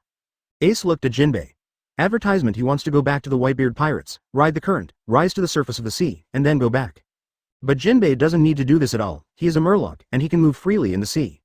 He's going to the Whitebeard pirates, much sooner than him. You go back first. Jinbei thought for a while, then turned to face Ace and said, I'll come after I finish dealing with Murloc Street. He has Ace's lifecard, so even in the deep sea, he won't lose his way. He swims in a straight line. Maybe he catches up before Ace returns to the Whitebeard pirates. Ace obviously knew these things too, so he didn't think much about it. Then I'll go first. He smiled at Jinbei before turning around and jumping into his boat. Boom, powered by his flames, the boat quickly moved towards the gate, where other lobster murlocs were already waiting. It was the murloc on shift, brought and stayed by Prince Sharkstar. Jinbei watched Ace's back until he got out of the shield and disappeared into the deep sea, then he looked away, turned and walked towards Murloc Street. There are still a bunch of things waiting for him to deal with. Looking at Murloc Street and the countless fellow murlocs who fell to the ground, Jinbei felt a layer of sadness. To be honest, he didn't blame Silverhair, although Silverhair did all of this. But this world is like this, the weak prey on the strong, and to the strong, ordinary people are almost like ants. He doesn't complain about Silverhair, but he is sad about the Fishman Island. Located at the junction of New World and Paradise, he has seen countless sorrows on this island in his life. Since he witnessed countless evils when he was a child, his personality was not like this at the beginning. Although he is not as extreme as the dragon and Hody Jones, he also hates humans. This kind of character of his was gradually changed after following Big Brother Tiger under the idea of revenge for wrongs. So he understood these compatriots on Murloc Street and felt sad for them. The weak, in this age of great pirates, on this sea, have no right to choose, and can only survive if they depend on other strong people. This is the Fishman Island, he could see very clearly. Neptune in Dragon Palace could also see clearly, hey. Sigh, full of helplessness and a touch of sadness. Chapter 333 Gus, are you okay? Deep Sea. An oblate, like a flying saucer, a transparent space glowing with silver light, quickly passed through the deep cracks, and appeared in a pitch-black sea. This is New World. Beside Sorata, Kuina's eyes flashed an arc, looking at the dark rear, red line like the wall of the monstrous world. The corners of her mouth turned up, and her face showed joy. After leaving the Fishman Island, he followed the current and traveled through a remote underground space. During this journey, they saw a lot of beautiful scenery that even the Fishman Island didn't have, and also saw a lot of fantasy creatures that can only be found in fantasy. On the way, they even encountered a supergiant sea kings that they had never met before. Its size made them think that it was not sea kings, but an island the size of the Fishman Island. When they knew it was alive and a sea kings, they thought that there would be a shocking battle in the deep sea, but what happened next was beyond their expectation. The extremely huge sea kings did not attack them as soon as they saw them like other sea kings did, but exuded a kindness towards them. Yes, it is goodwill, which Ahua and others may not feel. But she and Sorata sure felt it. From that kindness, she could feel that this sea king was different from other sea kings they had seen before. This sea king seems to have wisdom, in the vicissitudes of the abyss, and in the pupils glowing with blue light, he saw the wisdom of an old human being. It was a sea king's with intelligence no less than that of human beings. The world is so big that there are really no surprises. Unexpectedly, among the sea kings who have always been regarded as wild beasts, there are sea kings with such high intelligence. They lived in peace with this sea king, and soon left the sea area of the other sea king. Thinking about it, if it hadn't sensed the strong aura of her and Sorata, it probably wouldn't have woken up. If it doesn't wake up, no one will know where there is such a huge monster. It's not far from the Fishman Island, and the sea kings seem to be guarding the Fishman Island. Afterwards, she also learned from Robin. Robin speculated that Poseidon should be in the Fishman Island information. She knows the information on the history text of Sky Island, plus the history text of the Fishman Island. It is not difficult to guess that ancient weapon Poseidon should be the mermaid princess. Advertisement as for whether it is the mermaid princess of this generation, they don't know. After all, they have never met Shirahoshi, and they don't know that Shirahoshi actually summoned the Sea Kings unconsciously when he was a child.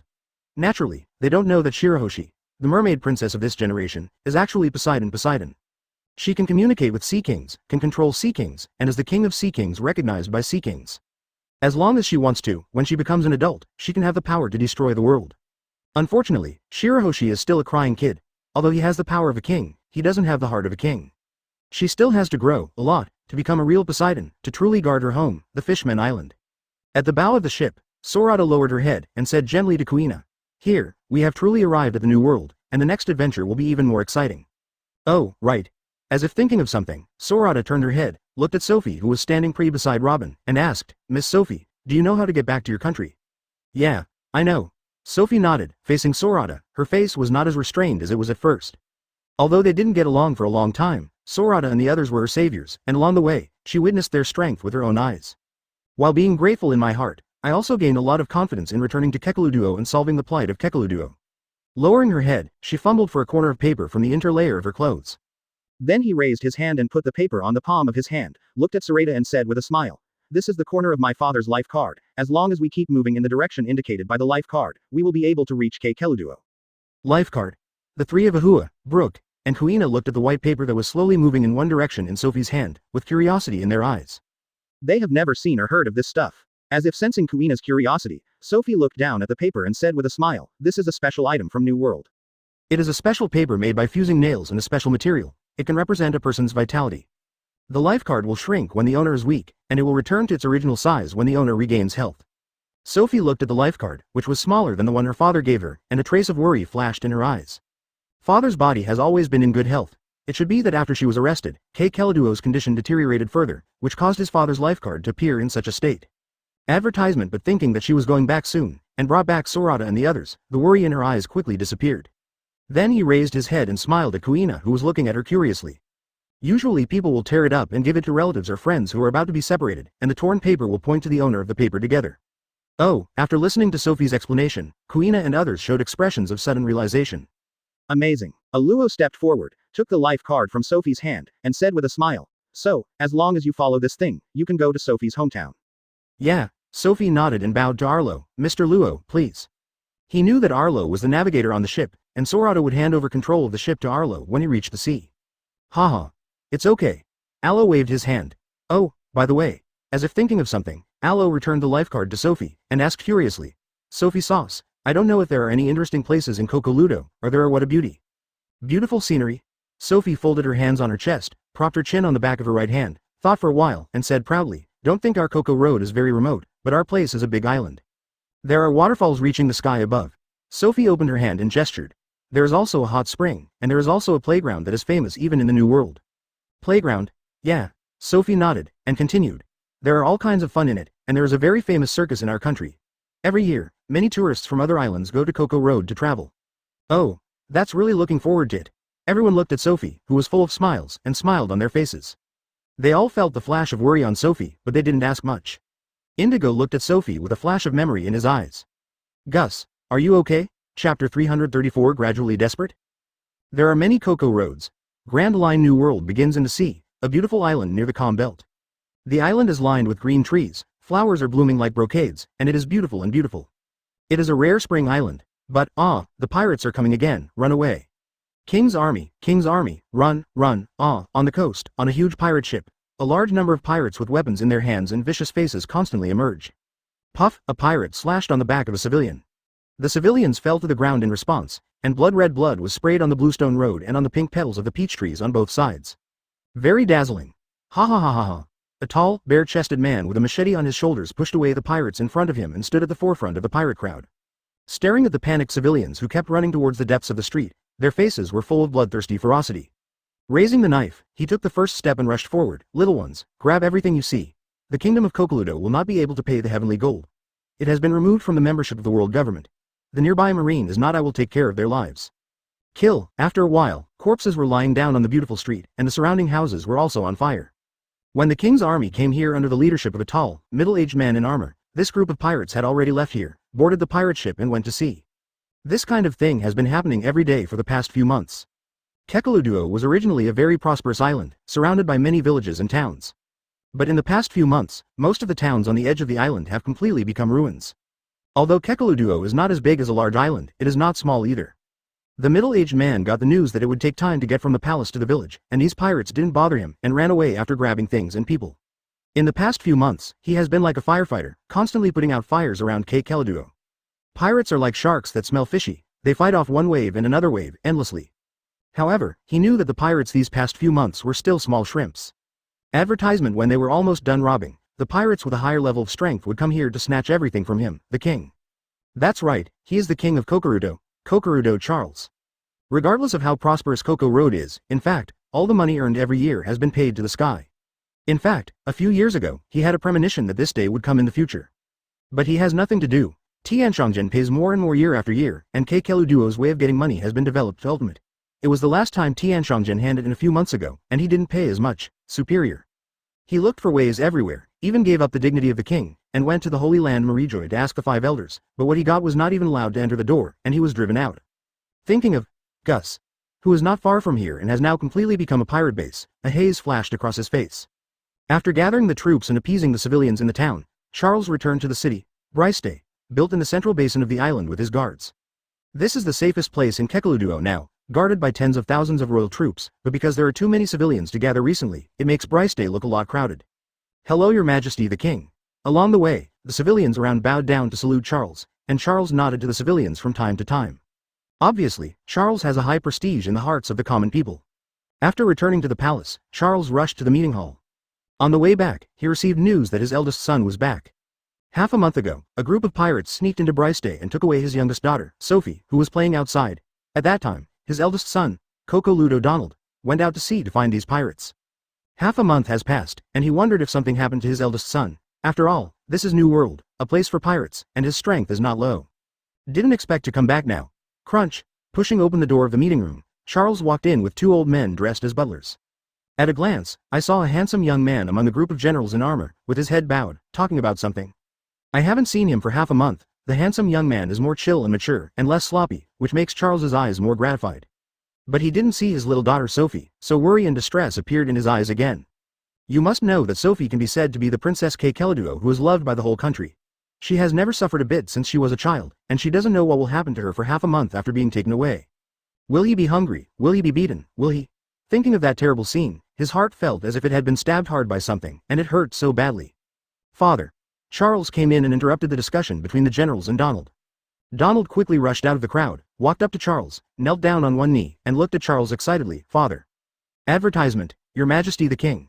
Behind him, the generals also bowed to salute. N. Charles nodded to the generals, then looked down at his eldest son Donald, with a flash of excitement in his eyes, and bent down to pull Donald up. Looking at the hard face of the eldest son, he patted his strong shoulder and said with a smile, It's good to be back, it's good to be back. Donald looked at Charles, with a hint of guilt on his face, and said in a deep voice, Father, I'm sorry, but I couldn't find my little sister. You really didn't find it? Charles looked at the eldest son with his head bowed and his face full of guilt, his eyes flashed with sadness, and then he patted his shoulder heavily. It's okay, just come back, I believe Sophie will be auspicious. After thinking about it, he comforted with a smile on his face, maybe at some point, Sophie will come back by herself. He comforted his eldest son, Donald, and comforted himself. They can't break down, because they are not only Sophie's father, Donald's eldest brother, but also the king and eldest prince of Kokurodo. Glancing at his eldest son Donald, Charles suppressed his worries about Sophie and walked resolutely to the desk in the middle of the conference room. Return. Otherwise, wait for a while, Kekeluduo will be the next Gus. One will ebb and flow, and the other will wait until the truly powerful pirates come to Kekeluduo. In just a few months, nearly 30,000 royal troops were sacrificed. In just a few months, the king's army has grown from nearly 100,000 to less than 70,000 now. The meeting in the conference room is still going on. Kekeluduo is like a leaky cover. The wind is blowing in from all around, and it can't be blocked, and the battlefield, of course, can only be on the east side. Kekeluduo is so difficult now. If they collapse, then Kekeluduo will really collapse. And the desperation that had been floating over Kekeluduo since a few months ago became more intense under the siege of more and more pirates. The individual strength of the pirates is stronger than the king's army. Although they have sacrificed, they have not really wiped out any pirate group in the past few months. Okay, let's continue the meeting. General Zuo, have the pirates in the east retreated? Having said that, there was a trace of sadness on the faces of everyone in the room. There are countless civilians. General Zuo hesitated for a moment, then said seriously, however, the casualties were a bit serious. When we passed, the pirates were robbing. Although the pirates were driven away, the king's army also suffered heavy casualties. Yes, Your Majesty. I don't know, who will be the hero who saves Kekeluduo? Chapter 335 Siren Uncharted Waters. The sky is like smog that keeps rolling, thick black clouds, and the entire sea is about to sink. Click. The red lightning is like a pillar reaching the sky, falling from the sky, striking the same pitch black sea. The arcs scattered, and after a while, countless fish with their belly upwards floated on the sea. Looking from a distance, these fish are like white lanterns. When the big waves hit, the white lantern followed the waves and was sucked into the deep sea and disappeared. Boom, behind the constantly tumbling waves, a two-masted medium-sized sailboat with a windmill head, like a fallen leaf in the sea, is constantly shaking and heaving in the face of the huge waves, as if it is about to capsize at any time. But the people on the boat were not worried at all, instead they were full of excitement. And the figure sitting on the bow, his buttocks seem to have taken root. No matter how much the boat shakes, his body remains motionless. When facing the monstrous waves, there is no panic, no worry, let alone panic. Instead, it was full of laziness. When the surrounding rainwater and seawater were about to hit the figure, it was as if there was an invisible transparent blade in front of the figure, and they automatically separated and slid to both sides.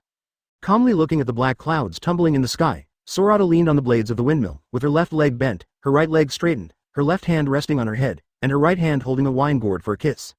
The wine in the gourd was bought by Ahua. It is the palace tribute wine from the Fishman Island, very little, just a small jar. To be honest, it is good to drink, but it is too weak. It's not so much wine as it is a drink. According to his feelings, the alcohol content of this thing must not exceed 20%. For him, it is almost like water. This is the third day since they left the Fishman Island. It took them only one day from the Fishman Island to the sea surface of New World.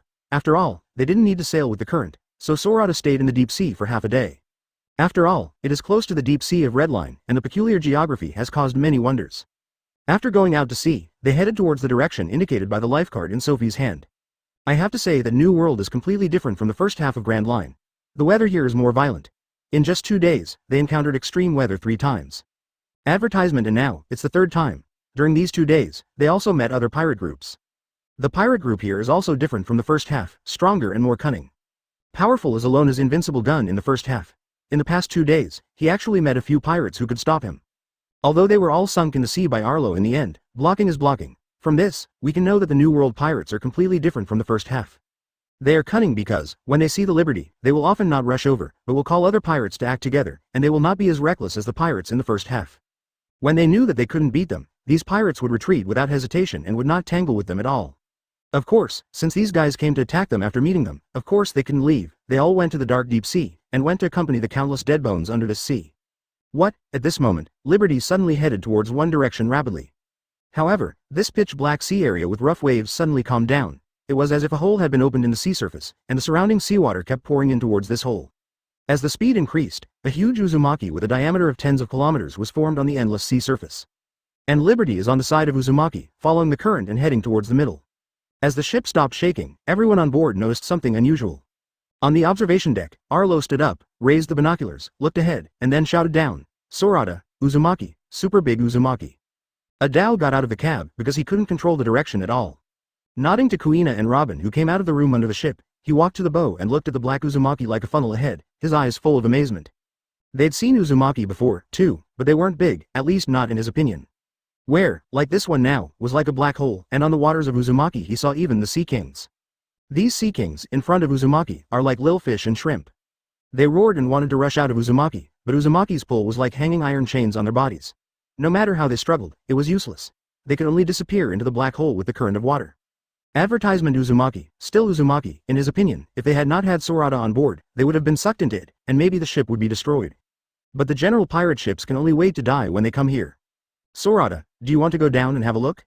Adao held the cigarette between her hands, put it to her mouth, took a puff of the cigarette resentfully, looked at the back of the windmill, and said excitedly, "Maybe there is something special down here." From the roar of the sea kings just now, he heard panic. Sea kings, or medium-sized sea kings, exist like kings in this sea. Although this Uzumaki is big, they should not be frightened. There must be something in it that made them panic, like a little white rabbit meeting a fierce tiger. Sorata didn't reply, but stared solemnly at Uzumaki ahead. In his perception, under this Uzumaki, there is a big guy no less than the supergiant sea kings they met when they left the Fishman Island. But the difference is that the big guy on the Fishman Island is full of wisdom, but the guy below Uzumaki is full of irascibility. He doesn't even feel the wisdom of sea kings in this guy's body. The breath revealed by this guy does not have a trace of reason, only madness. And his current actions, like opening his mouth to eat, are instinctive actions. This guy is a beast.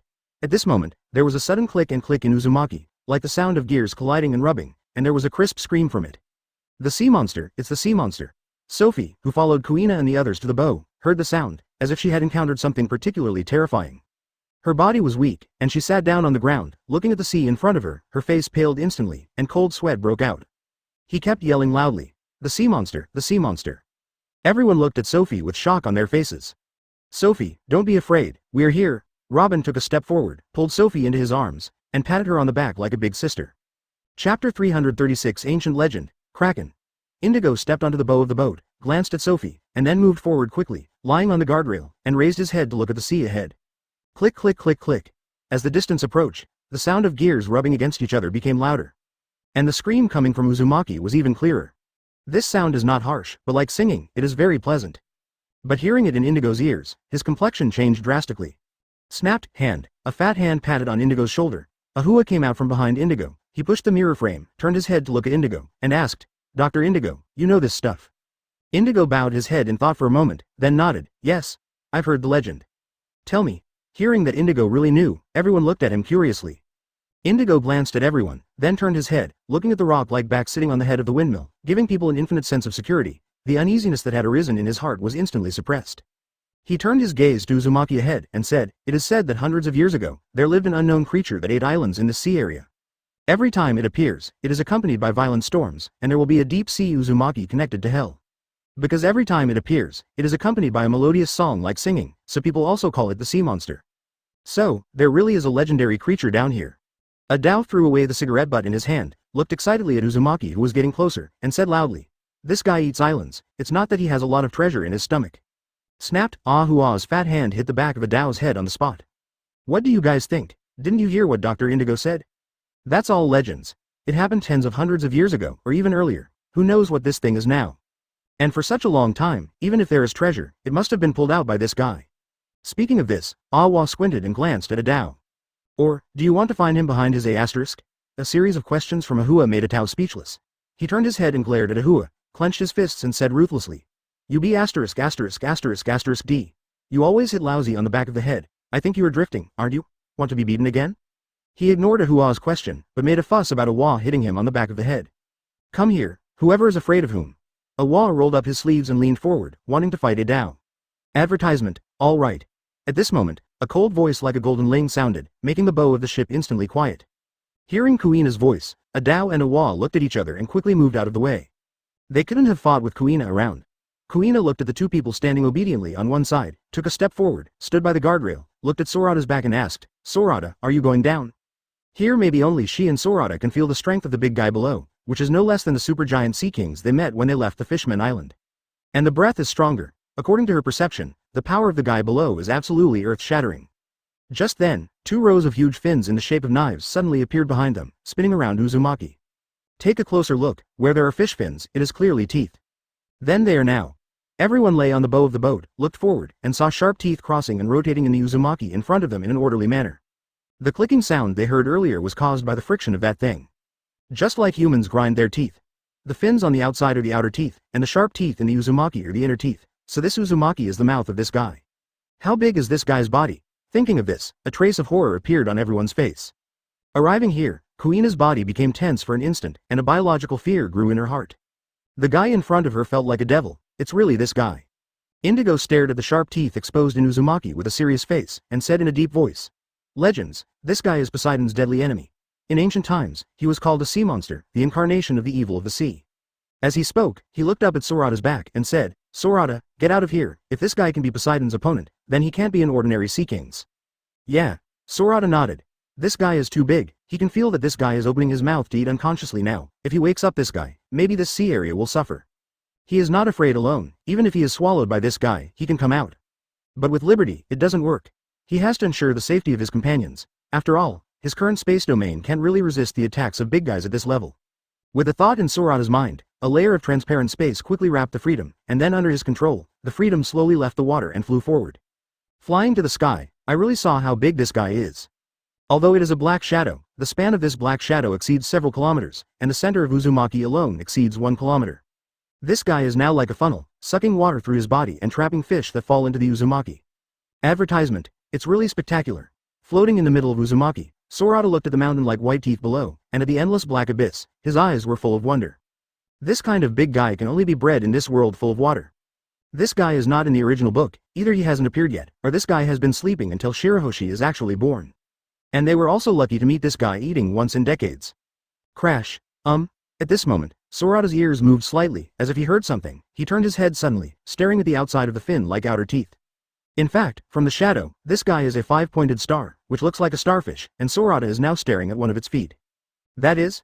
Sorata's eyes widened, and her pale blue pupils suddenly shrank. Iron chains. I saw that the blue-black feet gradually protruding from the sea, which were as huge as a real mountain, were actually hung with iron chains, which were thicker than their boat. It's not that this guy doesn't want to go to other places, but is locked here by someone. And this sea is actually this guy's cage. Who can lock such a huge guy here? Sorata looked at the iron chains that were completely covered with blue lichen, and his mind was full of doubts. Ancient times. The person who can lock this guy cannot be recent, and Indigo also said that the history of this guy's appearance is ancient times. Thinking about the legend that Indigo and Sophie heard, it should be that this guy came up to eat unconsciously recently, was seen by others, and became a legend. And what happened next also explained why this guy didn't appear in the original book. Just when the sea monster was about to fully emerge from the sea, the iron chain was gradually tightened, and the sound of rattling sounded again. This time it was not the sea monster that was pulling the chain, but the iron chain was pulling the sea monster. It was as if in the deep sea, there was another giant, dragging the iron chain, trying to drag this guy back. With the tightening of the iron chain, the 5 Optimus pillars that had not been fully exposed were pulled into the seabed, and the layers of sharp teeth that had been fully exposed in Uzumaki sank again. As time went by, the outer teeth disappeared on the sea again, and the black shadow also disappeared. When the Liberty flew out of Uzumaki, the sirens singing also disappeared. If Uzumaki was not still spinning, no one would have known that there would be such a terrifying guy under this sea. Taking a deep look behind her, Sorata withdrew her gaze and controlled the Liberty to leave this sea area. Be it a sea monster or a demon, he doesn't have to go down to find out. Judging from the iron chain, it is obvious that in ancient times, this planet should not be what it is now, and the technology should be very advanced. Or maybe this guy is an alien creature, the pet of an alien creature, but it became a legend because it was abandoned here by its owner. The truth, when he understands the true history of this world, will naturally become clear at a glance. Chapter 337 Kill. Time flies. It has been 2 days since they left the sea monster. The sailing of New World is much slower than that of Paradise, but for them, the slowness is very limited. Sophie doesn't know how long it will take for the Fishmen Island to reach Coco Road. According to her recollection, she was caught by pirates and kept in a cage. During this period, they stopped on an island full of pirates, rested for a few days, and then set off for the Paradise. According to her recollection, the next voyage should take about a week. That is to say, from Sabodi Archipelago to Kekuluduo, it will take a week at the fastest. And it has been almost a week since they left Sabodi Archipelago. And they should go faster in a straight line. Sorata, there's an island ahead. On the calm sea, the Liberty was moving forward steadily and fast. On the bow, Sorata was wearing shorts and a white shirt, lying leisurely on a deck chair basking in the sun. He was holding a newspaper in his hand and was reading intently. The world is so big that it is impossible to revolve around them. After they left Sabodi Archipelago, this year's supernovas also landed in Sabodi Archipelago one after another. None of these guys appeared in the original book, but they must have the strength to reach the Sabodi Archipelago and be defined as a supernova by the newspaper. However, these guys are also unlucky. They don't log in sooner or later, and they happen to be behind him. Isn't this courting death? No, as soon as I landed in Sabodi Archipelago, I met that guy Kizaru. After all, Celestial Dragons is dead. Even if Sorata and the others have left, he will stay in Sabodi Archipelago for a few days. He will not return to his post until the Sabodi Archipelago is completely safe. These supernovas all stood out from thousands of pirates. After arriving on the island, they all trekked arrogantly. Although they didn't dare to mess around in Sabodi Archipelago, they still caused quite a mess. If they're quiet, it's fine to treat the Sabodi Archipelago as a supply depot. However, it all sailed to the Sabodi Archipelago, where they were quiet. Therefore, Kizaru, who wanted to quickly restore Sabodi Archipelago, worked overtime helplessly and arrested all these guys. I thought everyone was them, not afraid of Admiral. He wanted to laugh when he thought of Kizaru, a supernova with one foot and one mouthful with another. After being deflated by him, and meeting those blind-eyed guys, this guy should be even more irritable. Just then, he heard Arlo's shout. Advertisement. Sorata put down the newspaper, raised her head, and looked forward. Really? At the end of the line of sight, a small brown dot was looming on the sea level. In fact, from the surrounding sea conditions, they knew that there were islands nearby. In this violent sea, only islands can stabilize the climate of a sea area. And the further you go towards the island, the better the climate will be. There are many Coco roads. The tall city walls of the central city of Reese are densely packed with soldiers in armor. At the forefront of the soldiers, the king and the eldest prince of Kokorudo also stood here in armor. They are not ordinary kings, but people who have been trained since childhood. Although they are not as powerful as the generals behind them, they cannot hide in the palace when the country is in danger. Leading the lead is Gus's Nick Mark. Looking at the tall figure standing in front of a group of pirates beyond the city wall, Donald said in a serious tone. This guy is one of Gus's kings. I didn't expect him to be the first to come here. Okay, at this moment, more pirates appeared, and the expressions of all the people on the city wall changed drastically. For the soldiers on the city wall, there were not many pirates, only 1,000 of them, but these thousands of people were divided into 2 teams. But the aura exuded from them surpassed all the soldiers on the city wall.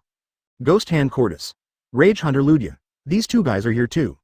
Looking at the 2 new groups of people, Donald's face immediately changed drastically. If it was just Nick Mark and his group, they still had the confidence to resist it. But now that Gus's pirate kings are all dispatched, what can they do to resist? Don't think they are very strong just because they have tens of thousands of people. However, on the contrary, their tens of thousands of soldiers are ordinary people, while the thousands of people on the side of the pirates are all masters who are against 10 or dozens of people. Especially those 3 figures standing in the front. Being on the Grand Line and being in the New World, they are not noobs, so of course they know that a strong man has reached a certain level, and it is simply not human power that can be piled to death. Rather than saying that the strong are human beings, it is better to say that they are already another level of human beings, superhumans. Beyond human existence. Advertisement in the three leading guys, although none of the rewards exceeded 1 billion. But their bounty also exceeded 500 million. Although there are many such powerhouses in the New World, for the remote Kekelu duo, they are the pinnacle powerhouses that overwhelm the sea. And they also know that among these three guys, there is one who has the appearance of a king among millions of people, Conqueror's Hockey. As long as this guy uses Conqueror's Hockey, their numerical advantage is gone in an instant. Thinking of this, the generals on the city wall, including Charles and Donald, all showed signs of despair. Could it be that the sky is going to destroy Kekelu duo? If you let these guys break into Briste, let these guys face the countless civilians in the city, they will tremble just thinking about it. As long as they are down, they have reason to believe that Beau Reese will be reduced to ruins within a few months. And the countless civilians behind them will be caught by more pirates and sold to mines as miners, and sold to nobles as playthings. No, absolutely not. At this moment, in everyone's eyes, there is a determination to see death as home. With their families behind them in their beloved land, how could they fall here? No extra words. Charles clenched the big sword in his hand and pulled it out with a bang. Then he raised it high, his eyes bloodshot, and shouted loudly, "For the sake of the homeland, for Kekelu duo, kill." Behind him, Donald and the generals all raised their weapons and shouted loudly, "Kill." When the soldiers heard the voices of the king and generals, they also raised their weapons and roared loudly, "Kill! Kill! Kill!" At this moment, the voices of tens of thousands of people overwhelmed everything else, and the aura of being for their homeland and their relatives made the advancing pirates stop. Let the clouds in the sky disperse. It also made the faces of Sorata and others who were heading towards Kekelu duo sink. Problem occurs. This is what everyone thinks. Mr. Sorata. Sophie looked at Sorata anxiously. "It's okay." Sorata returned Sophie with a gentle smile, then stood up and tapped her toes on the deck. Boom. Liberty floated in the air, and then, like a sharp sword, quickly moved towards Kekelu duo. Chapter 338. Are there any heroes on the scene? What a spirit. Nick Mark looked at the high-spirited soldiers on the city wall, licked his lips, his eyes were full of coldness. He looked at the soldiers, not at humans, but at a group of lambs waiting to be slaughtered. They had been waiting for this day after knowing that Kekelu duo had been removed from the world government. Let ordinary pirates go first, and try to see if world government and marine have really given up on Kokorod. A few months passed, and they didn't see a marine warship coming to Kekelu duo, which made them completely let go of their hearts. That's when I decided to come to Kekelu duo together today. The wealth of this city is enough for the three pirate groups to squander half their lives. Therefore, no matter how high the aura of these soldiers is, they cannot dissuade their plan to plunder this place. Before coming here, they regarded this place as their future rising place. As long as they have the money here, they can continue to recruit troops and try to go deeper into the new world instead of nesting in this remote place. They want more money, more people, more islands. They also want to be the emperor that everyone in the new world yearns for. Brother, let's do it. Nick Mark withdrew his gaze and turned his head to look at the ghost hand Cordis standing in the middle. The three of them were supernovas a few years ago, and they were originally fearless, lawless and arrogant guys. But not long after entering the new world, they were taught a lesson by the seniors in this sea. I still remember that it was a sunny afternoon, when several supernova pirates from that year formed an alliance and were resting on an uninhabited island. But a guy with horns and a height like a titan fell from the sky and landed on the small island where their allies were. The earth shook and the mountains shook. That guy was like a raging beast, with one foot, one stick, smashing the dead, just like the autumn wind sweeping the fallen leaves, destroying their alliance in a few strokes. Next, if he wasn't a murloc and could escape from the sea, none of them would be able to escape. The psychological shadow that guy gave them, even thinking about it now, makes them feel depressed. Strong, too strong. The total reward offered by their alliance at that time was more than 10 billion. But in the end, only the three of them escaped. As for the others, nothing was heard from them again. This is also the reason why they came to this remote place to become kings and hegemons.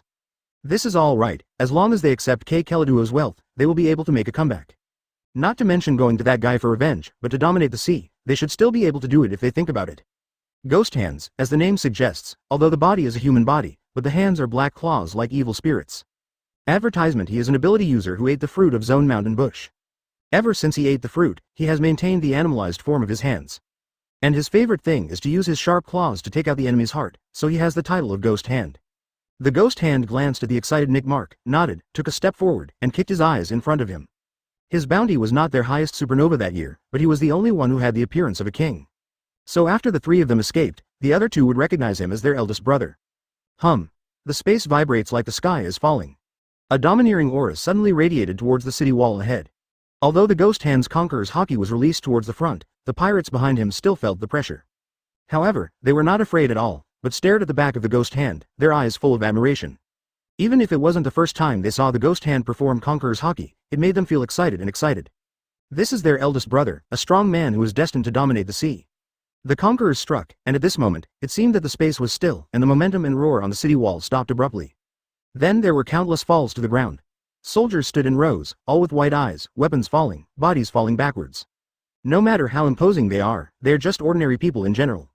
In this world where personal force can override everything, even if they try their best, they can't prevent others from staring at them. This is not magic, but reality, isn't that right? Charles didn't need to turn his head to know what was going on behind him. Now standing on the city wall, apart from him and his eldest son, there are only a dozen generals behind him, and there are dozens of resolute soldiers scattered on the wall further away.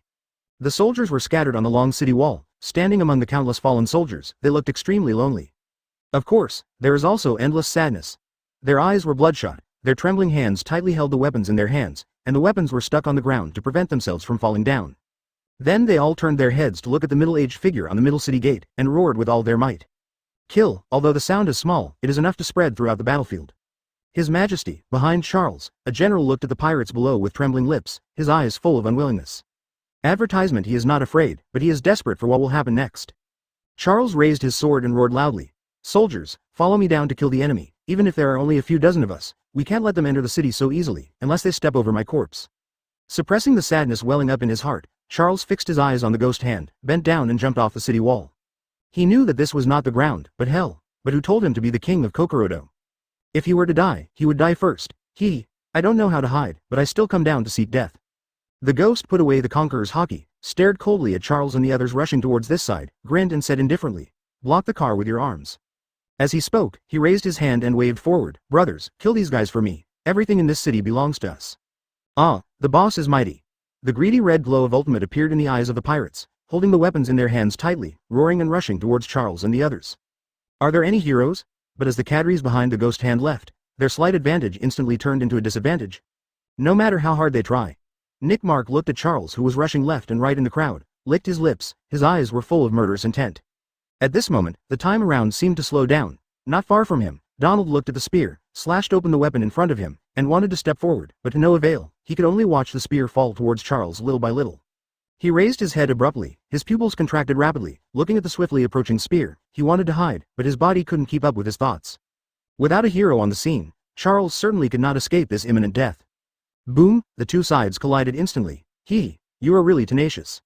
As time went by, they were surrounded by countless pirates, and gradually had many wounds on their bodies. The light of the knife was wanton, fists and feet collided, and blood spattered. He drew a long gun from his back, weighed it in his hand a few times, then leaned back, stared at Charles, took a step forward, and threw the long gun in his hand violently.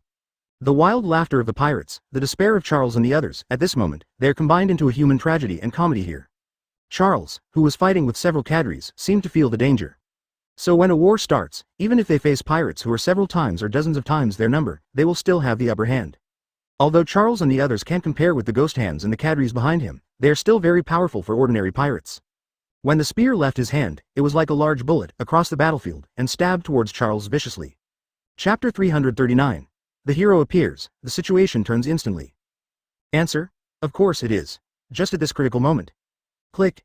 Thunder suddenly sounded in the clear sky.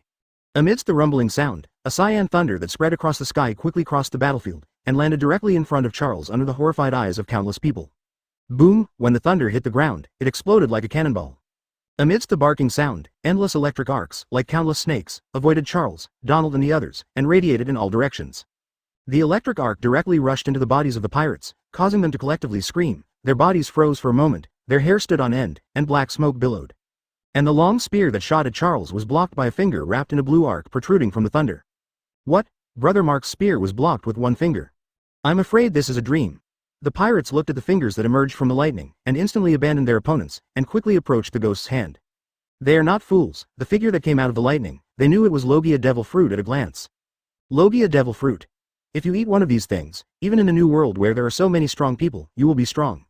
After all, although they know about hockey, but the real awakened ones, the total number of their 3 pirate groups is less than 10 out of thousands. Donald pushed down the pirate who was stunned by the electric arc in front of him, walked quickly to Charles, stretched out his hand to support Charles, and asked with concern, "Father, are you okay?" "I'm fine." Charles nodded to Donald, stood up straight, looked at the back in front of him, who was a little thinner compared to them, but extremely tall in their eyes, and thanked him. Thank you for saving my life." "Thanks," and Donald, together with the gathered generals, bowed down to Kuina to thank him loudly. Just now, they all thought that Charles must die. The arc disappears, revealing Kuina in full. She turned around, smiled lightly at Charles and said, Uncle, don't do this, Sophie and I are friends. Sophie? Advertisement. Charles looked at Kuina's face with a puzzled look on his face. Sophie has grown up and never left the island, so he knows and has seen all the friends she has made, but there is no one in front of her. Seems to think of something. Charles raised his head abruptly, his slightly pale face instantly turned rosy because he had just walked around the gate of hell. He stared at Kuina and asked excitedly, Sophie, alive? Yeah, Kuina nodded, it's right behind, coming right away. As she spoke, she turned around and pointed to the sky, here, it's right there. Charles looked up quickly. On the other side of the day, a medium-sized sailboat floating in the air was flying towards this side quickly. At this moment, the pirates also found the spaceship in the sky, and they all raised their heads, their faces full of horror. When have they ever seen a flying ship, that is? The pupils of Ghost Hand, Hunter and Mark shrank suddenly at the same time. Of course they knew about the windmill at the bow. Just a few days ago, they also saw the newspaper with the windmill banner. How could this guy come here? Looking at the white figure standing on the head of the windmill, the hearts of the three fell to the bottom of the valley in an instant. This is the guy who can tie Garp. They said that Kuina's figure looked familiar just now, and it turned out that she was the blue-haired Kuina who had fought against Admiral for a day without losing ground. The owner of the strongest Logia Thunderfruit is also a great swordsman. Kuina alone can wipe them out, plus Sorata, just thinking about them makes the heart shudder. They are not novices, they have been taught by their predecessors long ago, of course they know the gap between themselves and the peak pirates in the sea. And they know the horror of Marine Admiral and Marine Hero Garp. Especially Garp. Garp spends most of his time in New World, and has captured countless pirates, among them there are many that they dare not provoke. And now, a man on par with Garp, came here. This made their heartbeats slow down a few beats, and as the Liberty approached, the mental oppression of facing an unrivaled person became more intense. Escape? The three of them looked at each other and saw the fear in each other's eyes. Advertisement in the face of such a strong man, it is not shameful to run away. So, as if they had a tacit understanding, the three of them turned around at the same time, and quickly ran towards the beach. If you run fast, you might be able to escape, maybe Yinfa is just passing by, maybe Yinfa will treat them as a fart and let them go. They are not without such fantasies. Seeing that the boss had run away, the rest of the pirates quickly turned around to keep up with the boss. The three bosses all know this ship, and of course they also know who the owner of the ship is. Although they don't know how scary the people on this ship are based on their knowledge, they can connect the three bosses. I don't want anything, just turn around and run away. Obviously, they are no match for the silver hair pirates at all. The bosses all ran away, and they stayed, didn't they want to die? But, can they really escape? The weak are in front of the strong, it also depends on whether they really want to let them go. On the Liberty, the three of Ahua looked at the fleeing pirates below, with sarcasm in their eyes. If you want to run, it's not so easy. The three of them stepped over the guardrail at the same time and fell down. Don't look at his age, but his mentality is very young. It's different now, there are enough pirates below to be his enemies. Sorata didn't care about the three of Ahua and Brook. Although the three guys below are very strong, they shouldn't be able to cause any harm to the three of Ahua who have carrots to replenish their physical strength. As they fell, their bodies gradually swelled, and by the time they landed, the three of them had turned into three tall figures of 4 meters high. When I met the pirates on the sea before, the long-range Arlo would take out the opponent with a few shots. He just wanted to do it, but he didn't have a chance. For Kelu, this is a pirate force that has subjugated the country. In the hands of their group, they can only serve as sandbags for the three of Ahua and increase their experience against the enemy. Since boarding the Liberty, he hasn't touched his hands yet, and his hands have long been itchy. Brook laughed out loud, with his left hand behind his back and his right hand holding a sword. He made a circle in the air, then easily jumped over the guardrail and floated down. He may be a little powerless against the siege of the Cadres who have awakened hockey, but they are watching. Yo ho ho ho, I'm going to do some activities too. With them here, it is difficult for the three of Ahua and Brook to have an accident. Although he is a musician, his strength is not weak. The height here is only about 10 meters from the ground. For them, it is just a small hurdle. They stood in front of thousands of pirates, like 3 walls. No matter how high the momentum of the pirates was, they didn't move a bit. After all, with them, psychological innate is an advantage. Although his swordsmanship has regressed to the level of a swordsman since he became a skeleton, but coupled with the unique coldness of his Wangshen fruit, it can still have a strong lethality. And for those small fish, Brook should be perfectly fine. Chapter 340. Lucky Sorata controlled Liberty to fly over the pirates and landed directly in front of Kuina. When the big ship landed, the wind it brought caused Charles and the others to squint their eyes. But when they saw clearly the thin and beautiful figure standing beside the boat, they all blushed with excitement. Princess Sophie, it's really Princess Sophie. The general shouted excitedly. Charles looked at the slightly thin cheeks of his little daughter, with red eyes. He hadn't seen her for half a month. The little daughter must have suffered a lot. On the Liberty, Sorata's figure disappeared from the bow and appeared next to Robin, then stretched out her right foot and stepped hard on a special position on the deck. Click. The deck, as big as his feet, sunk downward. As if stepping on some mechanism, the guardrail in front of it suddenly shrank to both sides, and then a suspended folding ladder stretched out from under the deck. With a clicking sound, the ladder went all the way down and fell to the ground. Thank you Mr. Sorata and everyone. Despite being excited and impatient, Sophie still bowed to Sorata and the others to thank them because of the etiquette she had cultivated since she was a child. Robin looked at Sophie with a gentle smile on her face. She took a step forward, helped Sophie up, then pointed down and smiled. Go. Your father is waiting for you. Yeah. Sophie nodded, turned around quickly, held both sides of the princess dress with both hands, and then quickly ran down the stairs. Father, like a young bird returning to its nest, Sophie quickly threw herself into Charles's open arms, and the two hugged tightly. Sophie was lying in Charles's broad arms, tears quickly breaking through the constraints of her eyes, converging at her chin like a stream, and quickly dripping down on the armor on Charles's chest like raindrops. A few days before being captured by the pirates, Sophie still imagined that her father and big brother could come to rescue her. Although this was her fantasy, it was also her hope. However, as time went by, her heart gradually became desperate. In that dark cage, she became a young bird without wings, and in the end she became numb. When she arrived at the auction house, after seeing all kinds of tragedies, she even lost her tears. So she didn't cry during the auction, even after being rescued by Sorata and others, she didn't cry. All the time, until she really returned to Keliduo, back to her father's arms that were wearing armor but were extremely warm and filled with a sense of security, and then she burst into tears. Advertisement. She seemed to want to tell her father the various grievances and despair she had experienced during this period of time through crying. Charles hugged Sophie quietly, patting Sophie's back with both hands, just like when he was a child. His eye sockets were blood red, and there were tears swirling in them. Seeing that the tears were about to burst, but he held back. He opened his mouth, his lips trembling a little. He wanted to say a lot, but he didn't know where to start, so thousands of words gathered into one sentence.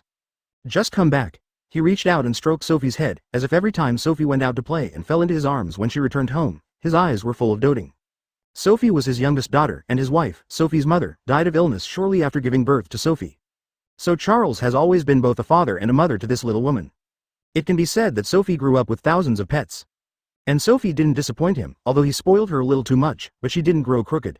She is smart, wise, and gentle, and she has completely become a princess who is more qualified than Kokora. Although the shouts of killing were loud in the distance, no one came to disturb the tender scene of father and daughter embracing each other. Beside the Liberty ship, Robin was lying on the guardrail with his upper body, his chin resting on his right hand, looking at Sophie and Charles with envy flashing in his eyes.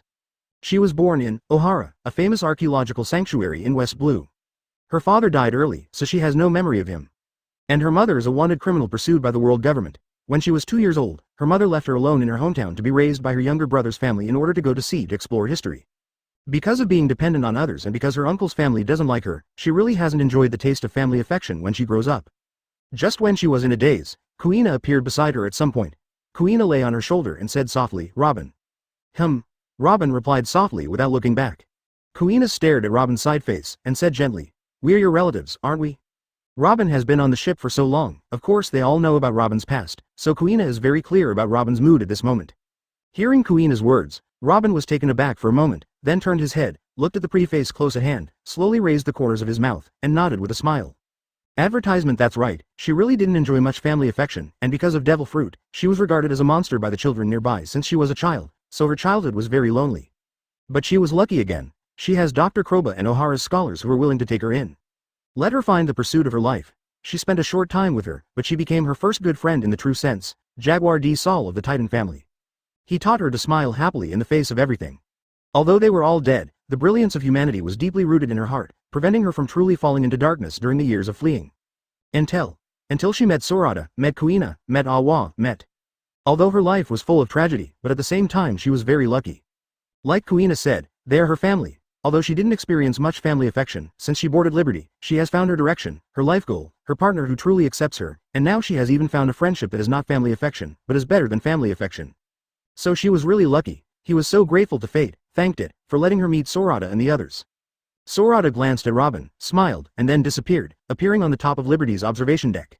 He sat cross-legged on the roof of the watchtower, leaning his back on the mast, took out the wine gourd, and took a sip with his head raised.